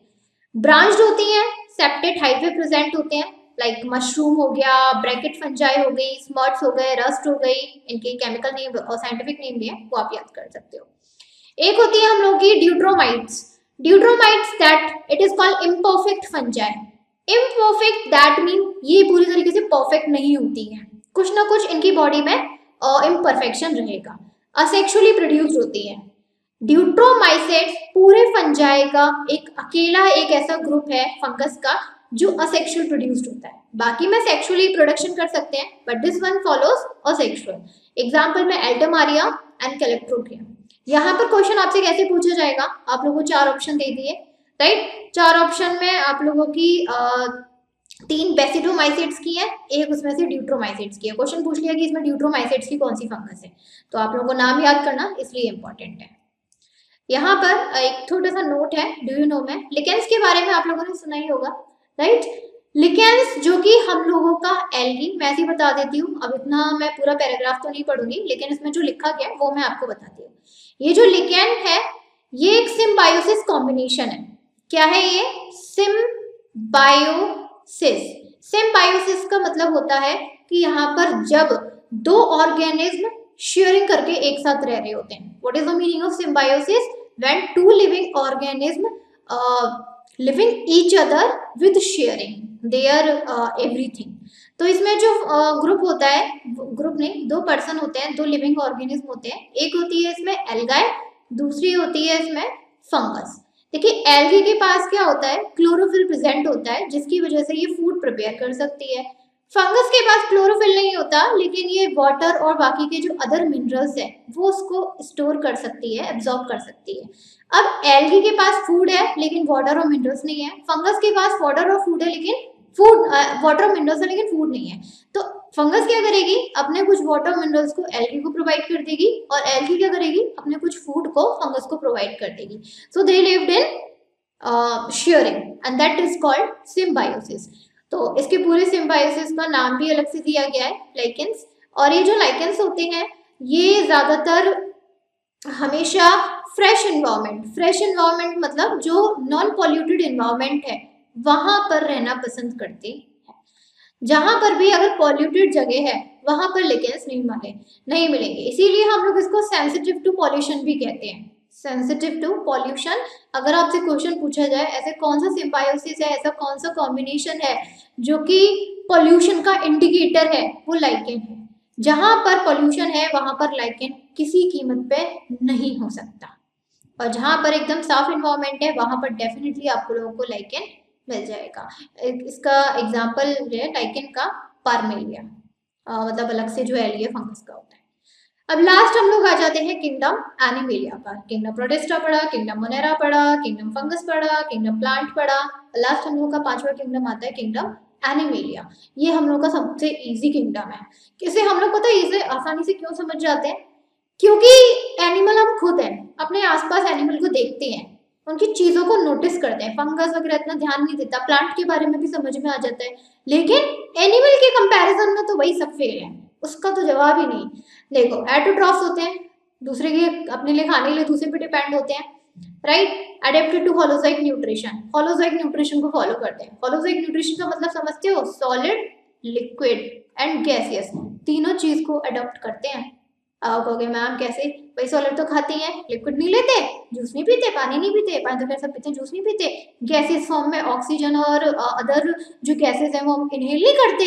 होलोजोइक न्यूट्रिशन, होलोजोइक न्यूट्रिशन में एक तो ये कि सॉलिड, लिक्विड, गैसेस तीनों मैटर को हम लोग अपने अडेप्ट करते हैं, और दूसरा नंबर 5 न्यूट्रिशन प्रोसेस को फॉलो करते हैं। पता है ना कौन कौन सी है, inhalation, digestion, assimilation, sorry absorption, assimilation और एक्सक्रीशन। होता है कि नहीं होता, इन पूरे 5 हम लोग प्रोसेस को फॉलो करते हैं, that's why we are holozoic nutrition. Locomotion की कैपेसिटी होती है, चलते फिरते हैं आराम से।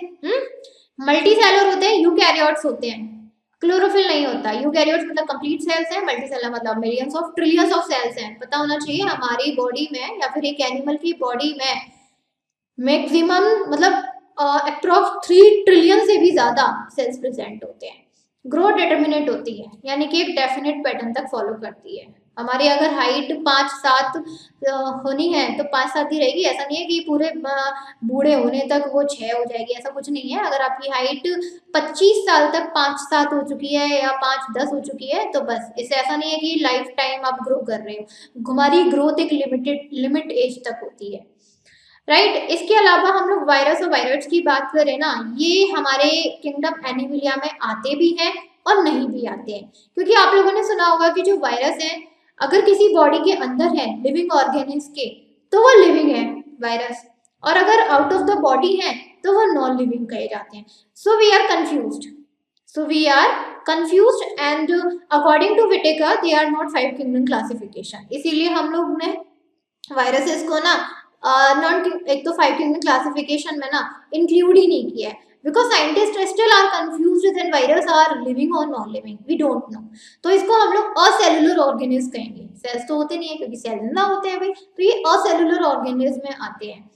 सबसे पहले जो वायरस का नेम दिया था वो दिया था लुइस पैस्चर ने, और इसका मतलब होता है विनोम और पॉइजन, जहर होते हैं भाई, जहर ऑब्वियस सी बात है, जहर है, कोरोना से बढ़कर क्या जहर है, हाँ। पैरासाइट्स होते हैं, पैरासाइट्स मीन्स दैट मीन कि अपना खाना खुद तो बनाते नहीं है, ना कैपेबल होते हैं, दूसरे की बॉडी में एंटर कर जाते हैं, उसके न्यूट्रिशन को एब्जॉर्ब करते हैं, दीज आर द पैरासाइट्स। और ये पैरासाइट्स को जो नाम दिया था ना वायरस को, वो दिया था एमजे बजीकर ने। उन्होंने इस चीज को ना थोड़ा सा ऑब्जर्व किया था अगर जेल में। उन्होंने अगर जेल में एक वायरस डाला और अगर जेल में उन्होंने देखा कि अगर जेल क्या थोड़ा सा लिविंग होता है, उसमें देखा कि जो वायरस है ना मूव कर रहे हैं, राइट, क्योंकि उनको एक लिविंग बॉडी मिल गई और प्लस उसके खाने को भी एब्जॉर्ब कर रहे हैं. So according to them they are parasites, कि अगर उन्हें कोई लिविंग बॉडी होस्ट मिल जाए दे विल बिकम लिविंग और एडेप्ट और एब्जॉर्ब देयर फूड. इन्फेक्शियस होते हैं भाई, सही बात है. इनका हम लोग एक कॉन्टेजियम, इसका अलग से नाम भी है, कॉन्टेजियम वाइवम फ्लूटियम वायरसेस का. ठीक. जो साइंटिस्ट स्टैनली थे उन्होंने इस चीज को बताया था कि जो वायरस है अगर अंदर रहे होस्ट सेल के तो वो क्रिस्टल फॉर्म में आ जाते हैं, राइट, क्रिस्टलाइज्ड हो जाते हैं. और आउट ऑफ द बॉडी हो जाए तो वो क्या हो जाएंगे, बिल्कुल सॉरी एक चीज देखिए, अगर वायरस अंदर की तरफ है तो वो क्या एकदम लिविंग हो जाते हैं. अगर आउट ऑफ द बॉडी है किसी भी होस्ट सेल के तो वो क्रिस्टल के फॉर्म में जम जाते हैं, उनके अंदर फिर भी कोई भी लिविंग नहीं चीज होती है. और कहा जाता है कि प्रोटीन के बने होते हैं. इनके अंदर कोई भी सेल की मशीनरी नहीं होती है, बस इनके ऊपर एक प्रोटीन की कोट होती है. Nucleic acid strength is considered to be a acellular alkane. इनके अंदर सेल नहीं होता है, ना सेल का कोई मैकेनिज्म है, सिर्फ प्रोटीन की कोटिंग होती है और न्यूक्लिक एसिड के स्ट्रैंड्स होते हैं, दैट मींस आरएनए और डीएनए के स्ट्रैंड्स होते हैं. इसीलिए इनको हम लोग और सेलुलर ऑर्गेनिज्म की कैटेगरी में रखते हैं. और इसके अलावा इनएक्टिव होते हैं अगर आउट ऑफ द बॉडी है, लेकिन जैसे ही किसी की बॉडी मिल जाएगी वो एकदम मशीन की तरह काम करना शुरू कर देंगे और अपने डुप्लीकेट अपने बच्चों को पैदा करना शुरू कर देंगे और बहुत ही इन्फेक्शियस होते हैं. ये कोरोना इसका बेस्ट एग्जाम्पल है, इसका बताने का मुझे जरूरत नहीं है. वायरसेस में भी काफी टाइप्स होते हैं. अब किस किस के अकॉर्डिंग होते हैं, एज पर जेनेटिक मटेरियल वायरसेस दो टाइप के होते हैं, डीएनए और आरएनए वायरस. डिपेंड करता है जेनेटिक मटेरियल पर. प्रोटीन कोल्ड कॉल्ड कैप्सिड, अभी हमने क्या देखा, वायरस के ऊपर प्रोटीन की कोटिंग होती है जिसको बोला कैप्सिड, जो कि हमारी स्मॉलर यूनिट से बनी होती है जिसको बोलते हैं कैप्सोमर्स. भाई प्रोटीन कोट क्या है, एक यूनिट है कैप्सिड. अब वो भी तो किसी ना किसी स्मॉल स्मॉल छोटी छोटी ग्रुप से मिलकर बनी होगी, that smaller groups are called capsomers. ये हमारे हेलिकल फॉर्म या पॉलीहेड्रल में अरेंज होते हैं और कैप्सिड ही इनका जेनेटिक मटेरियल होता है. यहाँ पर आप देख सकते हैं, एक सेकेंड, ये आपका टोबैकोमोसिक वायरस है. सबसे पहला जो हम लोग का वायरस फाउंड आउट हुआ था वो टोबैकोमोसिक वायरस था, दिस वन. और इसमें आप देख सकते हो इस तरीके का पूरा ये वायरस होता है. ये पूरा यहाँ पर लगा हुआ है, इसका पूरा यहाँ से दिखाया गया. दीज आर द कैप्सूमर, छोटी छोटी यूनिट्स होती हैं. ठीक. फिर यहाँ पे ये बीच में हॉलो पार्ट होता है, इनके अंदर आरएनए प्रेजेंट होता है जिसकी रेडियस 40 एंगस्ट्रॉम होती है और ये आरएनए इस तरीके से प्रेजेंट है. इसकी जो पिच होती है वो 23 एंगस्ट्रॉम है, हो सकता है डायग्राम में पूछ लें. यहाँ पे देखिए वायरस का जो है डीएनए और आरएनए दोनों ही इसमें कोई एक जेनेटिक मटेरियल होता है, बट डीएनए और आरएनए एक साथ नहीं हो सकते. कोई कोई ये बोल देते हैं कि इस वायरस के अंदर आरएनए भी है डीएनए भी है. गलत है, ध्यान रखिएगा. कोई भी आपसे ये बोले ना कि इस वायरस के अंदर आरएनए भी है डीएनए भी है, भाई तू गलत है, that's not possible. Got it. ये था टोबैकोमोसिक वायरस का. उसके बाद एक और है यहाँ पर बैक्टीरियोफेज का. Genetic material virus either single strand और डबल स्ट्रैंड. यहाँ पे सिंगल स्ट्रैंड भी हो सकते हैं, डबल स्ट्रैंड भी हो सकते हैं, चाहे आरएनए का हो चाहे डीएनए का हो. डीएनए का होगा तो डबल स्ट्रैंड होगा, आरएनए का डबल स्ट्रैंड नहीं हो सकता. वायरस दैट इन्फेक्ट, ये क्वेश्चन बहुत ही इंपॉर्टेंट है जो आपके एग्जाम में पूछा जा सकता है 2 मार्क्स में. What is bacteriophage? ऐसे वायरस जो बैक्टीरियल सेल्स को इन्फेक्ट करते हैं. अजीब बात है ना कि बैक्टीरिया को भी कोई इन्फेक्ट कर रहा है. वैसे बैक्टीरिया हमें इन्फेक्शन फैलाते हैं, लेकिन बैक्टीरिया के अंदर भी कोई इन्फेक्शन फैला रहा है वायरस, तो इसको बोलते हैं बैक्टीरियोफेजेस. और इसके अंदर डीएनए होता है डबल स्ट्रैंड का. ये एग्जाम यहाँ पर आपका डायग्राम भी दिखाया गया है बैक्टीरियोफेज का. दिस वन, ये पूरा इसका डायग्राम है. दिस वन इज कोलाबोन, ये हेड वाला पार्ट होता है, ये कोर है, ये इसकी पूरी शीट है, ये बेसल प्लेट लगी होती है और ये है इसके टेल फाइबर्स. ये है बैक्टीरियोफेज. ठीक. ये एक वायरस है एक तरीके का जो बैक्टीरिया को इन्फेक्ट कर देता है. चलो कोई तो है बैक्टीरिया को इन्फेक्ट करने वाला, that are called bacteriophages. Virus cause disorders like leaf curling, yellowing, mosaic formation in plants. Virus में बहुत सारी बीमारियां भी फैलाते हैं. प्लांट्स में बात करें तो कर्लिंग, येलोइंग, मॉसिक. इसके अलावा आपने फुट और माउथ डिसीज सुनी होगी. एनिमल्स में स्वाइन फ्लू है, ये वायरल डिसीज है. और इसके अलावा हम लोग को वो हो जाती है ना, बर्ड फ्लू वगैरह हो जाता है, चिकन पॉक्स, ये सब वायरस ही तो होता है. कॉमन कोल्ड हो गया, ये स्मॉल पॉक्स हो गया, मम्स हो गए, हर्पीज हो गई, these are all caused by viruses. इसके अलावा एड्स, भाई सबसे बड़ी बीमारी जिसका आज तक कोई इलाज नहीं है, ये भी किसके थ्रू होती है, वायरस के थ्रू होती है। और वायरस का नाम है यहाँ पर HIV वायरस, जो हमारे इम्यून सिस्टम को बिल्कुल डिस्ट्रॉयड कर देता है। एक होते हैं हम लोगों के वायरॉइड्स, दूसरे होते हैं viroids. Potato spindle tuber disease सुनी होगी, पोटैटो स्पिंडल ट्यूबर डिसीज, ये ज्यादातर हम लोगों के वायरस से होती है, जिसके अंदर RNA की प्रेजेंस होती है और प्रोटीन की कोट नहीं होती है। देखो डिफरेंस समझ लेना वायरस और वायरॉइड्स में।